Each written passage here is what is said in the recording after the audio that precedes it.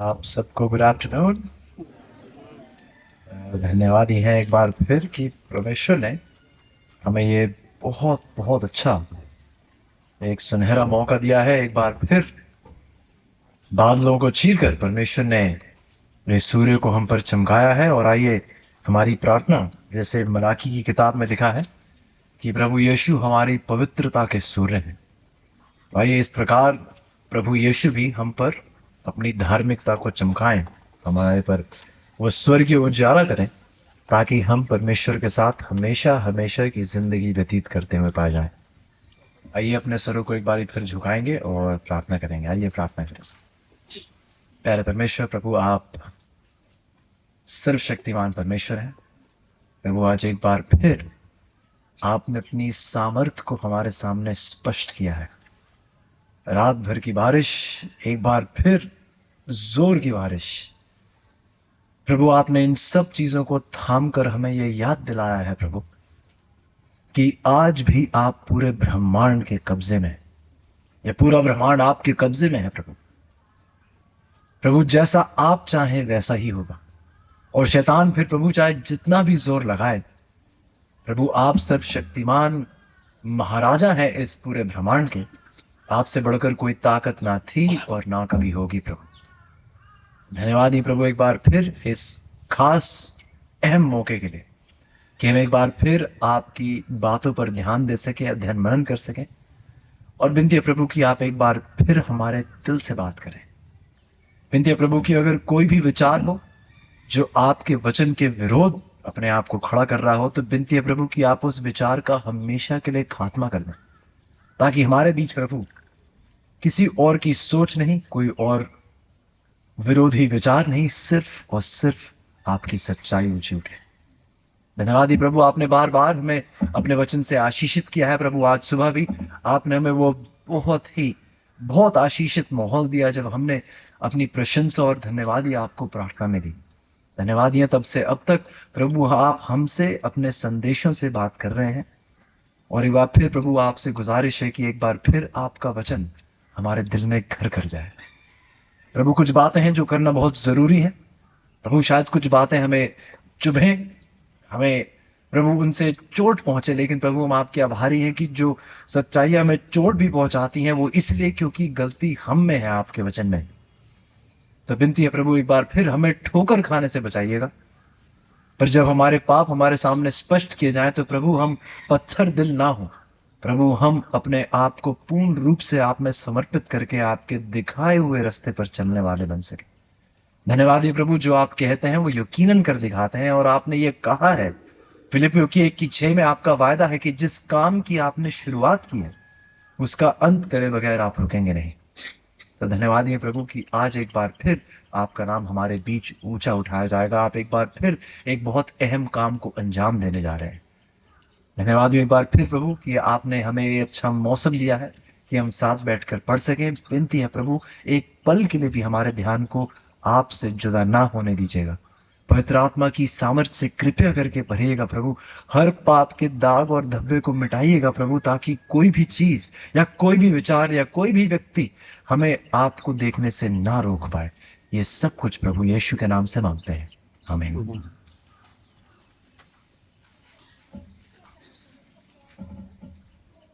Alright, आइए उत्पत्ति की किताब खोलिएगा और उत्पत्ति की किताब में जाकर पढ़ना चाहेंगे।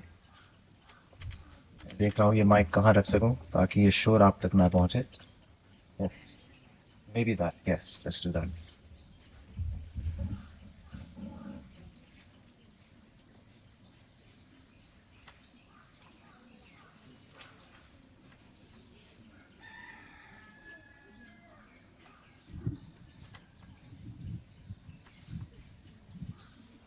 Alright, very good. आइए उत्पत्ति की किताब खोलेगा। और अगर आपने उत्पत्ति की किताब पर ध्यान दिया होगा तो उत्पत्ति की किताब के पहले 3 अध्याय, ये जो किताब के बाइबल के शुरुआती अध्याय हैं, ये बहुत बहुत अहम अध्याय हैं। अगर आप थोड़ा और जानना चाहें तो आई थिंक आपको कोई लिंक भी दे सकता है। आई थिंक यूट्यूब पे आपको एक हमारा स्टडी का वीडियो आप देख सकते हैं, जहां पे हमने एक पूरा सीरीज किया था उत्पत्ति के पहले, दूसरे और तीसरे अध्याय पर। तो अगर आप जो लोग जिसमें इंटरेस्ट रखते हैं और जानना चाहें तो आपको लिंक भी दिया जा सकता है, ताकि आप और बेहतर से इस इन 3 अध्यायों का गहरा अध्ययन कर सकें। लेकिन आइए इस बात को समझते हैं कि परमेश्वर के इस वचन के पहले 3 अध्याय जो हैं, जो उत्पत्ति का पहला, दूसरा और तीसरा अध्याय है, ये बहुत अहम अध्याय है। क्यों? क्योंकि ये अध्याय सिर्फ सृष्टि की चर्चा ही नहीं करते, सृष्टि किस प्रकार की गई थी, किस दिन क्या रचा गया था। बहुत से लोगों ने ये विचार को रखते हुए इन अध्यायों को एक तरीके से नजरअंदाज किया है, ये सोचकर कि इन आयतों में हमें और कुछ नहीं, इन पदस्थलों में और कुछ नहीं, सिर्फ सृष्टि का वर्णन, सृष्टि कैसे हुई थी, सिर्फ इन्हीं बातों की चर्चा की गई है। और ये विचार सही नहीं होगा। परमेश्वर हमें बता रहे हैं कि बाइबल के ये पहले 3 अध्याय जो हैं, ये आपको पूरे के पूरे बाइबल का, परमेश्वर की जो योजना थी मानव जाति के लिए, परमेश्वर ने जो चाहा था अपने लोगों के लिए आगे आने वाले कई सौलों तक, कई दौर तक, ये सच्चाई, इसका मूल आधार, ये योजना परमेश्वर ने इन पहले 3 अध्याय में स्पष्ट करी। अचंभे की बात यह भी है कि अगर आप बाइबल देखें तो बाइबल के पहले 2 अध्याय जो है वो एक ऐसी दुनिया का जिक्र करते हैं जहां पे बिल्कुल भी पाप नहीं था। बाइबल के आखिरी 2 अध्याय अगर आप देखें, प्रकाशित वाक्य की 21 और 22, ये भी एक ऐसी दुनिया का जिक्र करता है जहां पाप नहीं है। तो देखिए कितने अचंभे की बात है कि बाइबल के 4 अध्याय जो एक ऐसे समय के बारे में बात कर रहे हैं जहां पाप बिल्कुल नहीं होगा, वो ऐसे अध्याय हैं जिनकी हम सबसे कम चर्चा करते हैं। सब सोच रहे हैं मेरे साथ? बाइबल इन 4 अध्याय में एक ऐसी दुनिया का जिक्र कर रही है जहां बिल्कुल भी पाप नहीं होगा, और हम इन अध्यायों पर ध्यान बिल्कुल नहीं दे रहे हैं। तो कुछ है जो परमेश्वर हमें सिखाना चाहते हैं जीवन के बारे में, जीवन की सच्चाई के बारे में, और परमेश्वर चाहते हैं कि हम इन बातों को बहुत गहराई समझो। और जीवन से जुड़े हुए कई ऐसे विषय, जीवन से जुड़ी हुई ऐसी कई बातें हैं जिनको परमेश्वर इन पहले 3 अध्यायों में स्पष्ट करते हैं, आपके सामने जाहिर करके रखते हैं। सच्चाई है, कभी अगर पढ़ने का मौका मिलेगा तो आप देखेंगे कि क्योंकि आदम और हव्वा ने उत्पत्ति के पहले 2 अध्यायों की समझ को प्राप्त नहीं किया, ऐसा नहीं कि उनके पास बाइबल थी, लेकिन क्योंकि उन्होंने जो प्रभु सृष्टि में सिखाना चाह रहे थे, क्योंकि उन्होंने उन बातों पर गौर नहीं किया, इसलिए उत्पत्ति की 3 वैसे है जैसे लिखी गई है। मतलब कि इसलिए पाप का प्रवेश इस पृथ्वी पर हुआ। और सच्चाई आज हमारे लिए और आपके लिए भी यही है कि इसीलिए आज हमारे जीवन में भी पाप का प्रवेश होता है, क्योंकि हमने भी उत्पत्ति के पहले और दूसरे अध्याय को नहीं समझा है। परमेश्वर इस सृष्टि के माध्यम से हमसे कैसे गहरी अपने दिल की, अपने चरित्र से जुड़ी हुई अपने खास योजनाओं को हमारे सामने स्पष्ट कर रहे थे। हम क्यों रचे गए थे, हमारे जिंदगी का मकसद क्या है, ये परमेश्वर अपने पहले 2 अध्याय में स्पष्ट करते हैं। लेकिन क्योंकि हमारा ध्यान इन अध्यायों पर गहराई से नहीं जाता है, इसलिए हम इन सच्चाइयों से आज भी वंचित हैं। और ठीक जैसे आदम और हव्वा ने पाप को प्रवेश करने की इजाजत दी, हम भी इस जानकारी को ना प्राप्त करने की वजह से अक्सर अपने जीवन में पाप को प्रवेश करने देते हैं। तो आइए एक बहुत अहम विषय जो हमारी जिंदगी से जुड़ा हुआ है, वो हम प्राप्त करते हैं उत्पत्ति की किताब, उसका 2रा अध्याय और उसकी 24 आयत में। ये जो विषय है हमारे लिए एक बहुत अहम विषय है, क्योंकि इस विषय के साथ बहुत से लोग हैं जो बहुत गलत निर्णय, बहुत गलत कदम उठाते हैं आज। और परमेश्वर की योजना क्या थी? परमेश्वर चाहते हैं कि हम परमेश्वर की योजना को सीखें, ना कि दुनिया की योजना को। उत्पत्ति की 2 की 24 देखिए बाइबल क्या कहती है। उत्पत्ति की 2 की 24 में लिखा है, इस कारण पुरुष अपने माता पिता को छोड़कर अपनी पत्नी से मिला रहेगा और वो क्या हो जाएंगे। बाइबल क्या कह रही है? सबके पास बाइबल है? कितने लोगों के पास बाइबल है? हाथ खड़ा कीजिए। ओके, आपके पास बाइबल है तो बाइबल पढ़िए, साथ पढ़ेंगे, ऊंची आवाज में पढ़ेंगे। आइए उत्पत्ति की 2 की 24 पढ़ते हैं। इस कारण पुरुष अपने माता पिता को छोड़कर अपनी पत्नी से मिला रहेगा और वो क्या हो जाएंगे? एक तन बने रहेंगे। अब ये बहुत अजीब बात है। क्यों? क्योंकि आप शायद ऐसा कोई नहीं है यहां पे जिसने कभी कोई शादी समारोह में भाग ना लिया हो। आपने बहुत सी शादियां शायद देखी होंगी, बहुत सी शादियों का खाना खाया होगा। तो जब दो व्यक्ति, एक आदमी और एक औरत, जब वो विवाह समारोह में शामिल होते हैं, कलीसिया में है, और पासवान कहते हैं कि आज से ये दोनों क्या हो चुके हैं? पति पत्नी हो चुके हैं। तो जब वो कलीसिया से बाहर जा रहे होते हैं तो एक व्यक्ति जाता है या दो व्यक्ति बाहर जा रहे होते हैं? एक या दो? दो। अभी भी पति दिख रहे हैं, अभी पत्नी दिख रही है, लेकिन बाइबल कह रही है कि जब एक पति अपने माता पिता को छोड़कर अपनी पत्नी से मिला रहेगा तो वो क्या बन जाएगा? तो कायदे से तो अगर देखा जाए तो ऐसा होना चाहिए कि जैसे ही शादी हुई हो, जब वो कलीसिया से बाहर जाए तो हमें दो नहीं एक व्यक्ति दिखाई देना चाहिए, क्योंकि वो क्या हो गए? एक तन हो गए। तो फिर बाइबल के कहने का मतलब क्या है कि वो एक तन हो गए? इसका मतलब क्या है? एक तन हो जाने का मतलब क्या है? परमेश्वर सिखाना क्या चाह रहे हैं? आइए परमेश्वर की बात सुनते हैं। व्यवस्था विवरण की किताब, उसका 6वां अध्याय और उसकी 4वीं आयत। व्यवस्था विवरण की 6 और उसकी 4। व्यवस्था विवरण की किताब 6वां अध्याय 4वीं आयत। सबको मिल गया? ड्यूटरॉनमी, यस, सॉरी, भूल जाते हैं कि हमारे बीच कुछ इंग्लिश भाई बहन भी हैं। Deuteronomy chapter 6 verse 4। Deuteronomy 6 verse 4। व्यवस्था विवरण की 6 की 4 बाइबल कहती है, हे इस्राएल सुन, यहोवा हमारा परमेश्वर है। यहोवा क्या है? आगे लिखा, एक बार फिर साथ पढ़ेंगे, जोर से पढ़िएगा। हे इस्राएल सुन, यहोवा हमारा परमेश्वर है। यहोवा एक ही है। अब अगर आप किसी यहूदी अजीज से कभी मिले होंगे, कल पास्टर मुझसे पूछ रहे थे कि भाई आप अजीज शब्द का इस्तेमाल करते हैं, अजीज शब्द का मतलब क्या है? अजीज एक उर्दू का शब्द है। अजीज का हिंदी अनुवाद होगा प्रियजन, जो प्रिय लोग हों। तो अगर आप मेरे मुंह से अजीज शब्द सुने और आप उर्दू से ज्यादा परिचित ना हो, तो अजीज का मतलब है प्रियजन।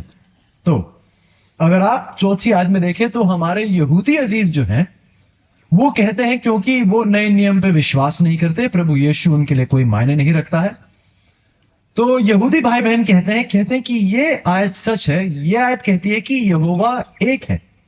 लेकिन आप मसीही लोग, आप मानते हैं कि एक परमेश्वर पिता है और पुत्र है और पवित्र आत्मा है।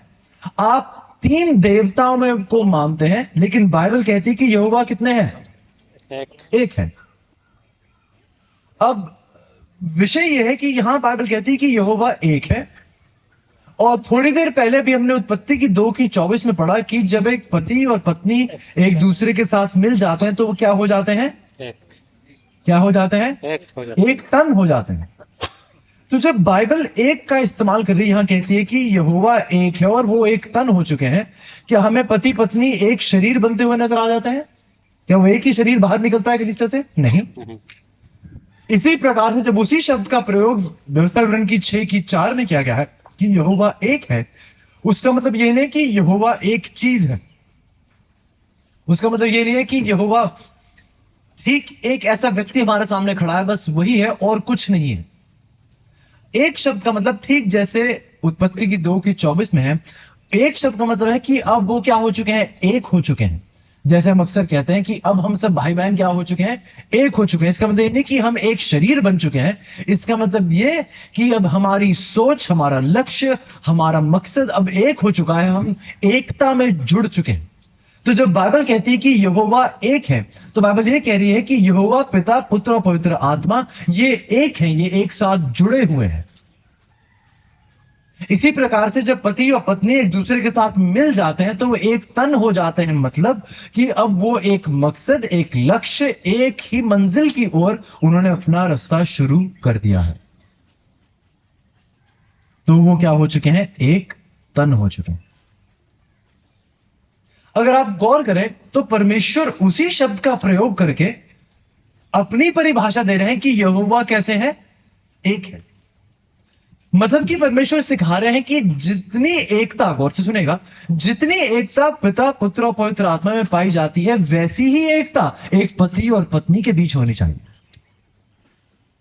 क्या आप सब ध्यान से सुन रहे हैं कि जैसी एकता एक पति और जितनी एकता पिता पुत्र और पवित्र आत्मा के बीच है, जितने वो एक हो चुके हैं, ठीक वैसे ही पति और पत्नी को भी एक होने की क्या है, जरूरत है। अगर आज आप दुनिया में देखें तो क्या आपको ऐसी एकता कहीं नजर आती है? क्या ऐसी एकता दुनिया में कहीं नजर आती है? किसी घर परिवार में आपको ऐसी एकता दिखाई दे रही है जहां पति पत्नी और बच्चे इस कदर एक हो चुके हैं जैसे पिता पुत्र और पवित्र आत्मा? तो गौर से सुनिए, परमेश्वर का मकसद, परमेश्वर कह रहे हैं कि मैं चाहता हूं कि जब पति और पत्नी एक दूसरे के साथ मिले तो वो इस कदर एक हो जाए जैसे पिता पुत्र और पवित्र आत्मा है। अब सच्चाई है कि हमारे सबके दिल में ये चाहत है कि हां, हम भी जैसे परमेश्वर रह चुके हैं, एक हो चुके हैं, हमारे भी परिवार में ऐसी ही एकता हो। बहुत से पति या पत्नी चाहते हैं कि हां, हमारे विवाहिक रिश्ते में भी ऐसी एकता हो, लेकिन सवाल यह कि ऐसी एकता प्राप्त कैसे होती है? ऐसी एकता हासिल कैसे होती है? अब गलती इस विषय में हमारी यह है कि इस एकता को प्राप्त करने के लिए हमने बहुत गलत स्रोत चुन लिए हैं। यह हमारी गलती है। आप मानते हैं या नहीं? हमने ये एकता प्राप्त करने के लिए हमने रास्ते बहुत गलत चुन लिए हैं, हमने मार्ग बहुत गलत चुन लिए हैं, और आज भी हमारे जहन में यही विचार है कि ये जो मार्ग हमने चुने हैं, इन मार्ग से हमें यकीनन वैसी एकता मिलेगी जैसा परमेश्वर जिसकी बात कर रहे हैं। मेरे साथ खोलेगा व्यवस्था विवरण की किताब, उसका 11 अध्याय, उसकी 19 से 21 आयत। व्यवस्था विवरण की 11 और उसकी 19 से 21। ड्यूटरॉनमी 11 वर्सेस 19 थ्रू 21। ड्यूटरॉनमी 11 versus 19 through 21। व्यवस्था विवरण की 11 उसकी 19 से 21। बाइबल देखिए क्या कहती है। तुम घर में बैठे, यहां परमेश्वर इस्राएलियों से बात करते हैं, कहते तुम घर में बैठे मार्ग पर चलते लेटते उठते इनकी चर्चा करके अपने लड़के बालों को सिखाया करना। परमेश्वर इस्राएलियों से कह रहे हैं कि जो वचन मैंने आपको दिए हैं, आप इन वचनों की चर्चा उठते बैठते चलते फिरते हमेशा मेरे वचन की बात करें। अब आप सोचते हैं कि प्रभु मैं तो रात को सो रहा हूं, भला नींद में मैं आपकी बातें कैसे कर सकता हूं? सच्चाई यह है, सच्चाई है कि जो व्यक्ति परमेश्वर में इतना घुल चुका है, परमेश्वर में इतना मिल चुका है, उसको नींद में भी देखकर लोग जानना चाहते हैं कि इनके नींद में भी ऐसी क्या खासियत है। मुझे याद है कि मेरे नाना जो थे, जिनकी मृत्यु हुई थी, वो 98 साल के थे जब उनकी मृत्यु हुई। उनसे ज्यादा धर्मी इंसान मैंने अपनी जिंदगी में कभी नहीं देखा है। और जब मैं उनकी जिंदगी को देखता था और जब मैं बहुत छोटा था, उनके पास गांव में मिलने जाया करते थे, तो मैं मम्मी से कहता था कि उनका जिस ग्लास से वो पानी पीते हैं वो ग्लास मुझे भी दीजिएगा। क्या पता शायद उनका झूठा पीने से मुझ में थोड़ी और बुद्धि आ जाए, शायद मैं थोड़ा और धर्मी बन जाऊं। तो ये सोच मेरे जहन में क्यों आ रही थी? क्योंकि उनके जीवन को देख के मुझे लग रहा था कि ऐसा बनना चाहिए। और वो हमेशा ये नहीं कहते कि बैठो बाइबल सुनो मेरे से, नहीं। उनका जीवन इस कदर परमेश्वर के साथ जुड़ा था, वो प्रभु में इतने व्यस्त थे, जैसा हम कल रात पढ़ रहे थे, वो मेमने में इतने व्यस्त थे कि देखने वाला छोटा बच्चा कह रहा था कि यार ऐसा बनना है। परमेश्वर कह रहे हैं उठते बैठते चलते फिरते लेटते उठते इनकी चर्चा करके अपने लड़के बालों को सिखाया करना। आगे पढ़िए। और इन्हें अपने अपने घर के चौखट के बाजुओं, वर्स 20 आयत कहती है, इन्हें अपने अपने घर के चौखट के बाजुओं और अपने फाटकों के ऊपर लिखना, इसलिए कि जिस देश के विषय में यहोवा ने तेरे पूर्वजों से शपथ खाकर कहा था कि मैं उसे तुम्हें दूंगा, उसमें तुम्हारे और तुम्हारे लड़के बालों की दीर्घायु हो। और आगे सुनिए। और जब तक पृथ्वी के ऊपर का आकाश बना रहेगा तब तक वह भवन, तब तक वह, जब तक आकाश बना रहे तब तक वह भी बने रहें। आगे पढ़िएगा, 22 आयत कहती है, इसलिए यदि तुम इन सब आज्ञाओं के मानने में जो मैं तुम्हें सुनाता हूं पूरी चौकसी करके अपने परमेश्वर यहोवा से प्रेम रखोगे और उसके सब मार्गों पर चलोगे और उससे लिपटे रहोगे, तो यहोवा उन सब जातियों को तुम्हारे आगे से निकाल डालेगा और तुम अपने से बड़ी और सामर्थी जातियों के अधिकारी हो जाओगे। परमेश्वर के सब सुनिए, परमेश्वर कह रहे हैं कि जो बातें मैं आपको सिखा रहा हूं अगर आप दूसरों को सिखाएं तो परमेश्वर कह रहे हैं कि ये आपके लिए इतनी आशीष होगी, बाकी लोग इससे आशीषित हो पाएंगे, प्रभु के और करीब आ पाएंगे। अब अगर आप इसी वाक्यों को अंग्रेजी की बाइबल में पढ़ें, अगर आप पढ़ रहे हैं व्यवस्था विवरण की 11 की 19 से 21 में, तो उसमें कुछ इस प्रकार लिखा है। मैं आपको पहले हिंदी में एक बार एक फिर पढ़ता हूं 21 आयत को और फिर आपके सामने इंग्लिश में पढ़ूंगा। 21 आयत लिखा है कि इसलिए कि जिस देश के विषय में यहोवा ने तेरे पूर्वजों से शपथ खाकर कहा था कि मैं उसे तुम्हें दूंगा, उसमें तुम्हारे और तुम्हारे लड़के बालों की दीर्घायु हो, जब तक पृथ्वी के ऊपर का आकाश बना रहे तब तक वह भी बने रहे। अंग्रेजी में कुछ अलग लिखा है, ध्यान से सुनिएगा। कहते हैं कि जैसे अंग्रेजी में लिखा, that your days may be multiplied and the days of your children in the land which the Lord sware unto your fathers to give them as the days of heaven upon earth। अगर आप उसका अनुवाद करें तो Bible किस प्रकार लिखा है कि जैसे हिंदी में लिखा है जब तक पृथ्वी के ऊपर का आकाश बना रहे। सही अनुवाद अगर आप क्या करना चाहें तो कुछ इस प्रकार लिखा है कि अगर आप मेरी इन बातों को मानेंगे, जो बातें मैंने आपको सिखाई हैं, अगर आप इनका पालन करेंगे तो इस पृथ्वी के ऊपर जो आसमान है, जो स्वर्ग है, जहां परमेश्वर है, आपको वैसे दिन इस पृथ्वी पर जैसे स्वर्गीय दिन है, जो स्वर्ग के दिन है, उनका अनुभव आप इस पृथ्वी पर कर पाएंगे। एज अंग्रेजी में as the days of heaven upon earth, स्वर्ग के दिन आप पृथ्वी पर महसूस कर सकते हैं अगर आप मेरी दी हुई आज्ञाओं को मानेंगे। अब दिक्कत यह चीज तो बहुत गौर से सुनेगा, परेशानी यह है कि आज बहुत से लोग चाहते हैं कि हमें स्वर्गीय जीवन महसूस करना है, हम चाहते हैं कि हमारे जीवन में खुशहाली हो और एक बहुत अच्छा माहौल हो, खुशी का माहौल हो, हमारे घर में हर्ष उल्लास हो। और ये प्राप्त करने के लिए हम दुनिया से सीखने के लिए जाते हैं कि हमारे वैवाहिक रिश्ते, हमारा परिवार किस प्रकार एकता में बना रहना चाहिए।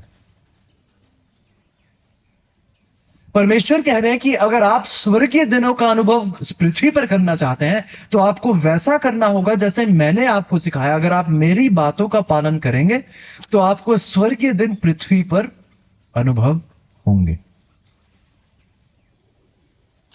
विवाह का उदाहरण ले लीजिए। आज बहुत से नौजवान एक पवित्र वैवाहिक रिश्ता कैसे बांधा जाता है यह सीखने के लिए बॉलीवुड की ओर देखते हैं। उस हीरो ने उस हीरोइन को कैसे बताया कि वो उससे प्रेम करते हैं। अब मैं भी वही तरीका अपनाऊंगा और मैं भी इस प्रकार से अपने परिवार की शुरुआत करूंगा। ध्यान से सुनेगा कि अगर आप बॉलीवुड के तरीके अपना रहे हैं तो बॉलीवुड जैसे अंजाम के लिए भी तैयार रहिएगा। सब ध्यान से सुन रहे हैं मैं क्या कह रहा हूं? अगर आप बॉलीवुड के तरीकों का इस्तेमाल कर रहे हैं तो तैयार रहिएगा कि बॉलीवुड के अंजाम भी आपको देखने पड़ेंगे। जहां आज शादी कर लेते हैं, कुछ दिन बाद वो शादी टूट जाती है। जहां एक शादी है और 2-3 और शादी हैं, इस पत्नी से भी बच्चे हैं या उस पति से भी बच्चे हैं, किसी और पत्नी से भी बच्चे हैं। तो अगर आप ऐसे तरीके अपना रहे हैं तो ऐसे अंजाम के लिए भी तैयार हो जाइए। सच्चाई है अजीजों कि आप बाबुल के तरीके अपनाकर नए यरूशलेम के अंजाम की उम्मीद नहीं कर सकते। सब ध्यान से सुन रहे हैं मेरी बात या नहीं? आप मिस्री तरीकों को अपना रहे हैं और यह उम्मीद कर रहे हैं कि हमें स्वर्ग जैसे अंजाम मिलेंगे, ऐसा संभव ही नहीं है। मिस्र के तरीके आपको मिस्र के ही नतीजे दिलाएंगे। तो यह आपने तय करना है। परमेश्वर कह रहे हैं अगर आपको स्वर्गीय दिन इस पृथ्वी पर चाहिए, आपको अगर यह पता करना है कि परमेश्वर की जो योजना थी कि स्वर्गीय एक वैवाहिक रिश्ता कैसा होता है, अगर यह आपने अनुभव करना है तो आपको वो करना होगा जो मैंने आपसे करने के लिए कहा है।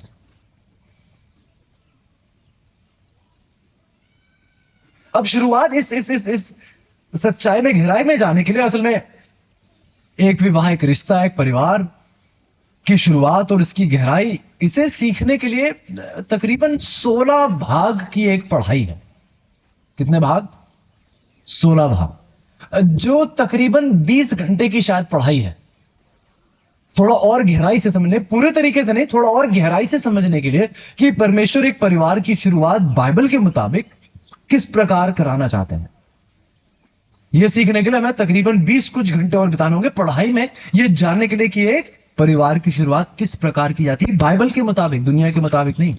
एक बार फिर, अगर आपको स्वर्गीय दिन चाहिए तो बाइबल का पालन कीजिए, अगर स्वर्गीय दिन नहीं चाहिए तो बाहर बहुत से तरीके हैं अपनाने के लिए। परमेश्वर आपको वचन की ओर बुला रहे हैं ताकि परमेश्वर आपको सिखा सके कि अगर स्वर्गीय दिन इस पृथ्वी पर चाहिए तो मेरे वो तरीके क्या हैं जो आज आप अपनी जिंदगी में अपना सकते हैं। इसलिए आज आप और मैं यहां शामिल हैं और परमेश्वर के वचन की गहराई में आज जाना चाहते हैं। तो आइए एक बार फिर मेरे साथ उत्पत्ति की 2 और एक बार फिर इस आयत को पढ़ते हैं। उत्पत्ति की 2 और उसकी 24 परमेश्वर कह रहे हैं, इस कारण पुरुष अपने माता पिता को छोड़कर अपनी पत्नी से मिला रहेगा और वो एक तन बने रहेंगे। गौर से सुनेगा, इस आयत की शुरुआत इन शब्दों से होती है, इस कारण, मतलब कि इन आयतों से पहले परमेश्वर आपको कुछ सिखा रहे हैं और उन सीख के मुताबिक, उन सीखों की बुनियाद पर, उसकी नींव पर आधारित परमेश्वर कह रहे हैं इस वजह से, क्योंकि ये सब इस प्रकार हुआ है, इस वजह से आप एक तन तब बन पाएंगे जब आप ये तरीके जो मैंने आपके सामने रखे हैं जब आप आजमाएंगे, तभी आप एक तन विवाहिक रिश्ते, पारिवारिक रिश्ते का अनुभव कर पाएंगे। मतलब कि उत्पत्ति की 2 सिर्फ एक कोई ऊंची, कोई महिमा में कोई बात ही नहीं है, कोई ख्याली पुलाव ही नहीं है कि हाँ बहुत अच्छा होगा भाई कि हमारे रिश्ते में भी एक तन, ये एकता का एहसास हो, लेकिन नहीं है।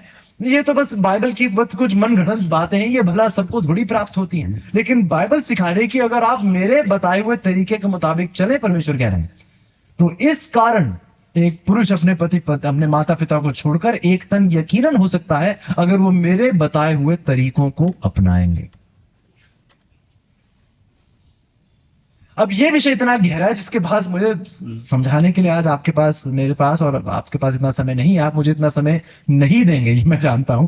इसलिए कुछ संक्षेप में आपके सामने बातें रखना चाहूंगा। बहुत से कदम हैं जो उठाए जाने चाहिए इससे पहले कि आप विवाहिक उस मंजिल पर पहुंच सके, विवाह समारोह की मंजिल पर। विवाहिक रिश्ता जो है जिसमें आप प्रवेश करते हैं, वो 7वां कदम है। कौन सा कदम है? कौन सा कदम है? इससे पहले आपको 6 कदम उठाने होंगे और ये 6 कदम आपको समझने होंगे, परखने होंगे, जानने होंगे। अगर माता पिता यहां हैं, कुछ अजीज मेरे वहां बैठे हैं जो माता पिता हैं, उन्हें भी इस पढ़ाई पर बहुत ध्यान देने की जरूरत है, क्योंकि आपको पता नहीं कि आप अपने बच्चों को इस बारे में क्या सिखाएं। आपको पता नहीं चल रहा है कि अपने बच्चों को मैं क्या बताऊं। मुझे दुख होता है और नाराजगी भी होती है ये देखकर कि माता पिता कहते हैं कि अरे क्योंकि वो उसके पास सरकारी नौकरी है उससे शादी कर लो। सरकारी नौकरी आपको स्वर्ग ले जाएगी? अरे पर उनकी सैलरी इतनी अच्छी है, सैलरी आपको स्वर्ग पहुंचा देगी। मैं यही नहीं कह रहा कि पैसा कमाना गलत बात है, बिल्कुल नहीं। परमेश्वर कहते हैं कि आप मेहनत करें, मेहनत का फल खाएं। लेकिन हमने इन चीजों को आधार बना दिया है एक मजबूत पवित्र रिश्ते का। तो शादी जो 7वां पड़ाव है, इससे पहले कितने पड़ाव चढ़ने हैं? कितने चढ़ने हैं? 6। आइए आज मेरे पास सिर्फ आपके साथ सिर्फ पहला कदम साझा करने का समय होगा। इस पहला कदम बताने के बाद मैं उत्पत्ति की 2 में आपको ले जाऊंगा और कई कदम हम आगे बढ़ जाएंगे क्योंकि हमारे पास ये पढ़ने का आज समय नहीं है। लेकिन उत्पत्ति की 2 में आप मेरे साथ आए, हमने 24 को पढ़ा। परमेश्वर कह रहे हैं कि मेरी बातों को मानेंगे तो एक तन का अनुभव आप प्राप्त कर पाएंगे। लेकिन आइए सबसे पहला कदम मैं आपके सामने रखता हूं जो पाया जाता है पहले कुरिन्थियों की किताब और उसके 7वें अध्याय में। 1 Corinthians chapter 7, पहले कुरिन्थियों की किताब और उसका 7वां अध्याय। 1 Corinthians chapter 7। अब पहले कुरिन्थियों की 7 जब आप पढ़ रहे हैं, ये पूरा का पूरा अध्याय विवाह और तालाक के विषय पर लिखा गया है। किस विषय पर लिखा गया है? विवाह और तलाक। तलाक। तो पौलुस विवाहिक रिश्ते के जीवन के बारे में कुछ चर्चा कर रहे हैं। पूरे अध्याय का संदर्भ यह है कि वो विवाहिक रिश्ते के बारे में कुछ गहरी बातों की समझ आपको दे रहे हैं। तो आइए पौलुस के शब्द सुनते हैं। पहले कुरिन्थियों की 7 में पौलुस कुछ इस प्रकार कहते हैं, 1 Corinthians 7:7, बल्कि छठी आयत से पढ़ते हैं, 1 Corinthians 7:6 ऑनवर्ड्स। बाइबल कहती है पहले कुरिन्थियों की 7:6 में, परंतु मैं जो ये कहता हूं वह अनुमति है ना कि आज्ञा। कहते जो मैं अब आपसे कहने जा रहा हूं यह मैं आपसे अनुमति मांग के कह रहा हूं, मैं किसी आज्ञा या किसी हुक्म की तरह इस बात को आपके सिर पर नहीं रख रहा।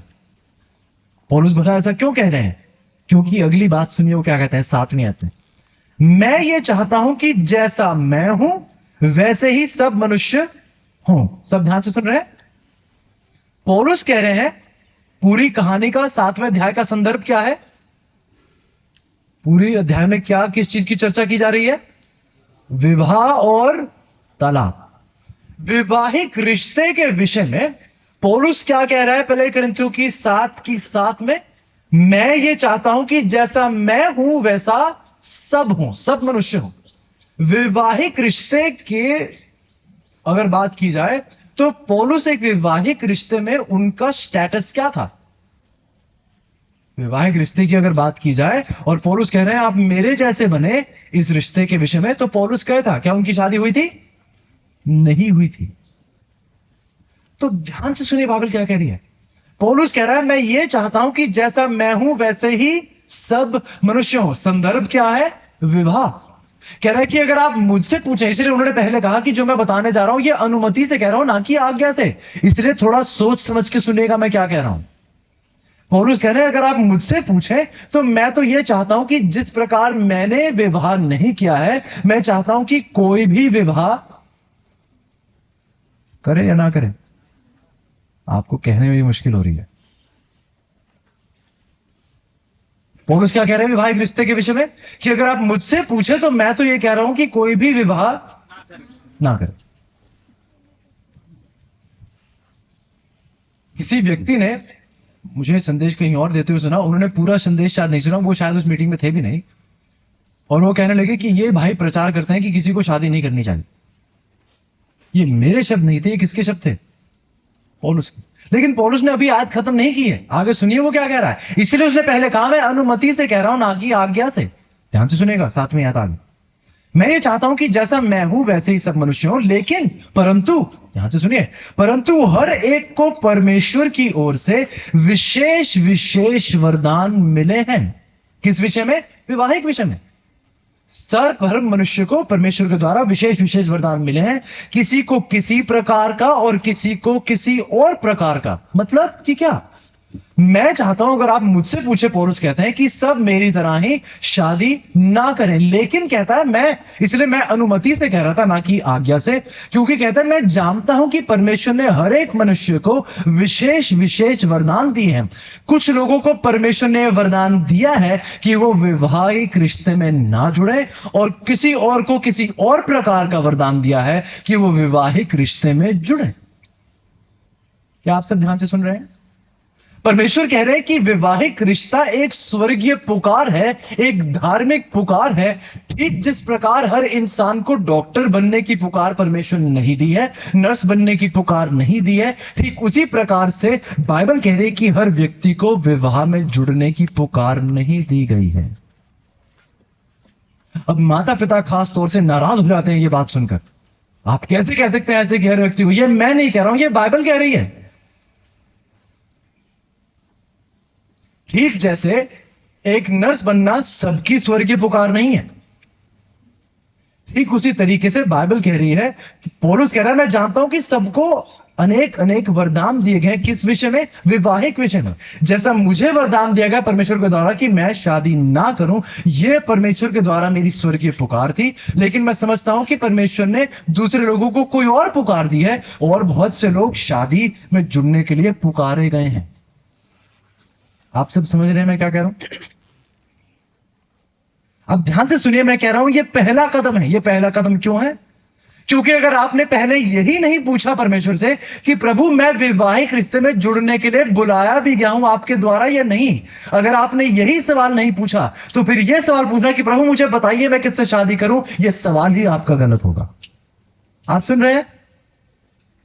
जब आपको पता ही नहीं है कि मेरी स्वर्गीय पुकार है क्या, तो आपको पता कैसे चलेगा कि मुझे आगे करना क्या है, जब परमेश्वर ने स्पष्ट ही नहीं किया है कि आप विवाहिक स्वर्गीय बुलाहट में पुकारे भी गए हैं नहीं। आपने सीधे जाके पूछा प्रभु क्या ये लड़का ठीक है, वो लड़की ठीक है, किससे शादी करें? उस प्रार्थना का जवाब शैतान भी दे सकता है, क्योंकि आपने पहला कदम सही ढंग से उठाया ही नहीं। बाकी सब मित्र शादी कर रहे थे, अरे हमें भी शादी कर लेनी चाहिए। अरे माता पिता जोर लगा रहे थे, चलो हमें भी शादी करनी चाहिए। अरे कलीसिया के मेंबरान कह रहे थे शादी करो, चलो हमें भी कर लेनी चाहिए। आपको ये तय करना होगा, अजीजों ध्यान से सुनिएगा, आपको ये तय करना होगा आज हमें दुनिया की सुननी है या परमेश्वर की आवाज सुननी है। माता पिता के लिए मैं ये कहना चाहूंगा, क्योंकि बहुत से नौजवान शायद इस संदेश को सुन के बहाना बनाएंगे कि मुझे तो परमेश्वर ने बुलाया नहीं शादी करने का, उन्हें खुद का मन नहीं है, लेकिन माता पिता को कहेंगे परमेश्वर ने मुझे कहा है। इसलिए माता पिता अपने बच्चों के साथ मिलकर परमेश्वर से प्रार्थना करें, ताकि माता पिता बच्चों को इस बात की समझ हो कि परमेश्वर ने मेरी संतान को क्या बनने के लिए, क्या करने के लिए बुलाया है। सब समझ चुके हैं अब तक? अब मेरे पास आपके साथ बाकी जो कदम क्या है इनकी चर्चा करने का आज मेरे पास समय नहीं है। अगर कभी समय मिला तो यकीनन आपके साथ इसकी चर्चा करेंगे, लेकिन ये पहला कदम है। तो ये कदम अगर आप स्पष्ट कर लें तो बाकी के आने वाले कदमों में आपको बहुत मदद मिल सकती है। परमेश्वर के साथ समय बिताएं। जब आंखें खुलती हैं तो ये ना देखें कि कौन सी लड़की अच्छी है, कौन सा लड़का अच्छा है। प्रार्थना करें और पूछे प्रभु आपकी मर्जी क्या है, आपकी बुलाहट क्या है मेरी जिंदगी पर।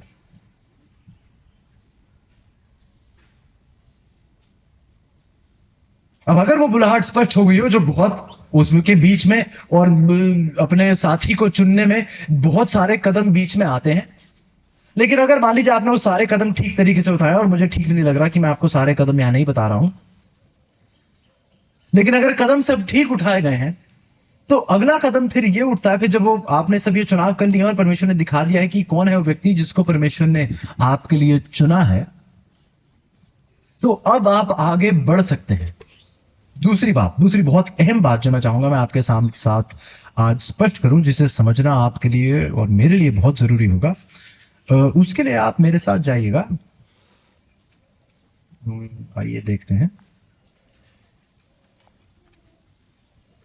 खोलेंगे इक्लीसियास्टिस की किताब है, अंग्रेजी में इक्लीसियास्टिस 4 एंड वर्स 9। इक्लीसियास्टिस 4 एंड वर्स 9, ये नीति वचन के बाद ये किताब आती है, समुपदेशक की किताब। यस, नीति वचन के बाद समुपदेशक की किताब। इसका आप देखेंगे 4था अध्याय और उसकी 9वीं आयत, समुपदेशक की 4 और उसकी 9। इक्लीसियास्टिस 4 वर्स 9, समुपदेशक की 4 की 9। इक्लीसियास्टिस 4:9 बाइबल देखिए क्या कहते हैं। एक से क्या, जोर से बोलिए, एक से कितने लोगों ने खाना खाया? हाथ खड़ा कीजिए। खाना सब खाए, आवाज बहुत कम लोगों का निकल रहा है, तो जोर लगा के बताइए। बाइबल कहती है एक से दो क्या है? सवाल यह है काय के लिए? अब समाज कहता है एक से दो अच्छे क्यों है? ताकि आप बच्चे पैदा कर सकें। एक से क्या है? दो अच्छे हैं, क्यों?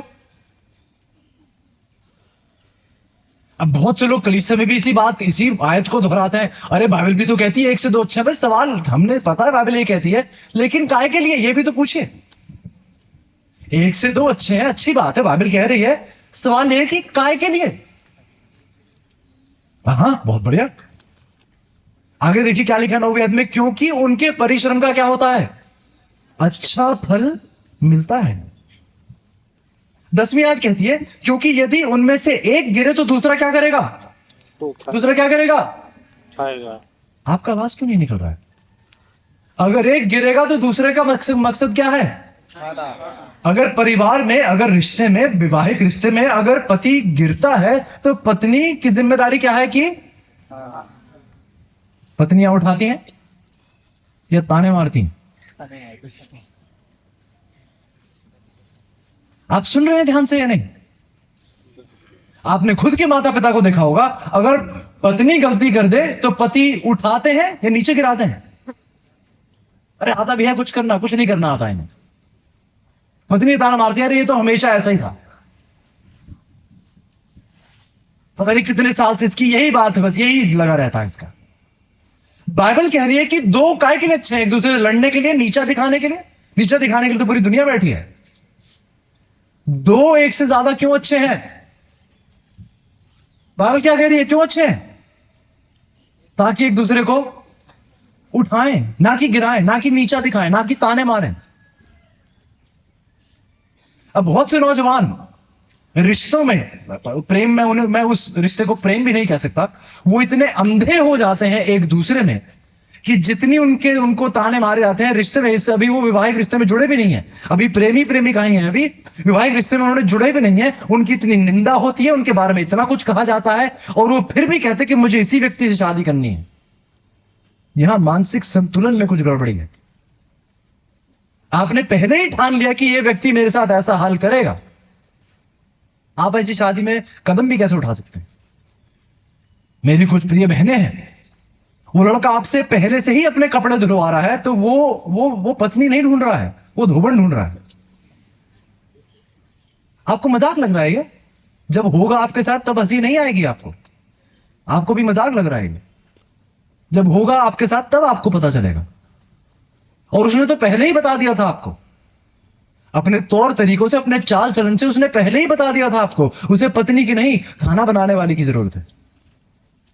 मेरे अपने रिश्तेदार, मेरे अपने घर के परिवार के रिश्तेदार एक बारी मेरे साथ बैठे हुए थे, मेरे मम्मी पापा मेरे साथ बैठे हुए थे, और एक रिश्तेदार ने मुझसे पूछा कि भाई खाना बनाने वाली कब ला रहे हो? ये उनके अपने शब्द थे, हालांकि वो मजाक में कह रहे थे, लेकिन देखिए विवाह की, शादी की एक पत्नी की उनके जहन में क्या सोच है, खाना बनाने वाली कब ला रहे हो? मैंने उनसे कहा अगर खाना खाना है बताइए, आज ले जाते हैं खाना खाने के लिए, मुझे नौकरानी थोड़ी चाहिए। बहने आप सुन भी रहे हैं नहीं? और इसमें अधिकतर गलती आपकी भी है। आपने पहले से ही अपने चरित्र से बता दिया है कि आप मेरे साथ बुरा करो, मैं बुरा सहने के लिए तैयार हूं।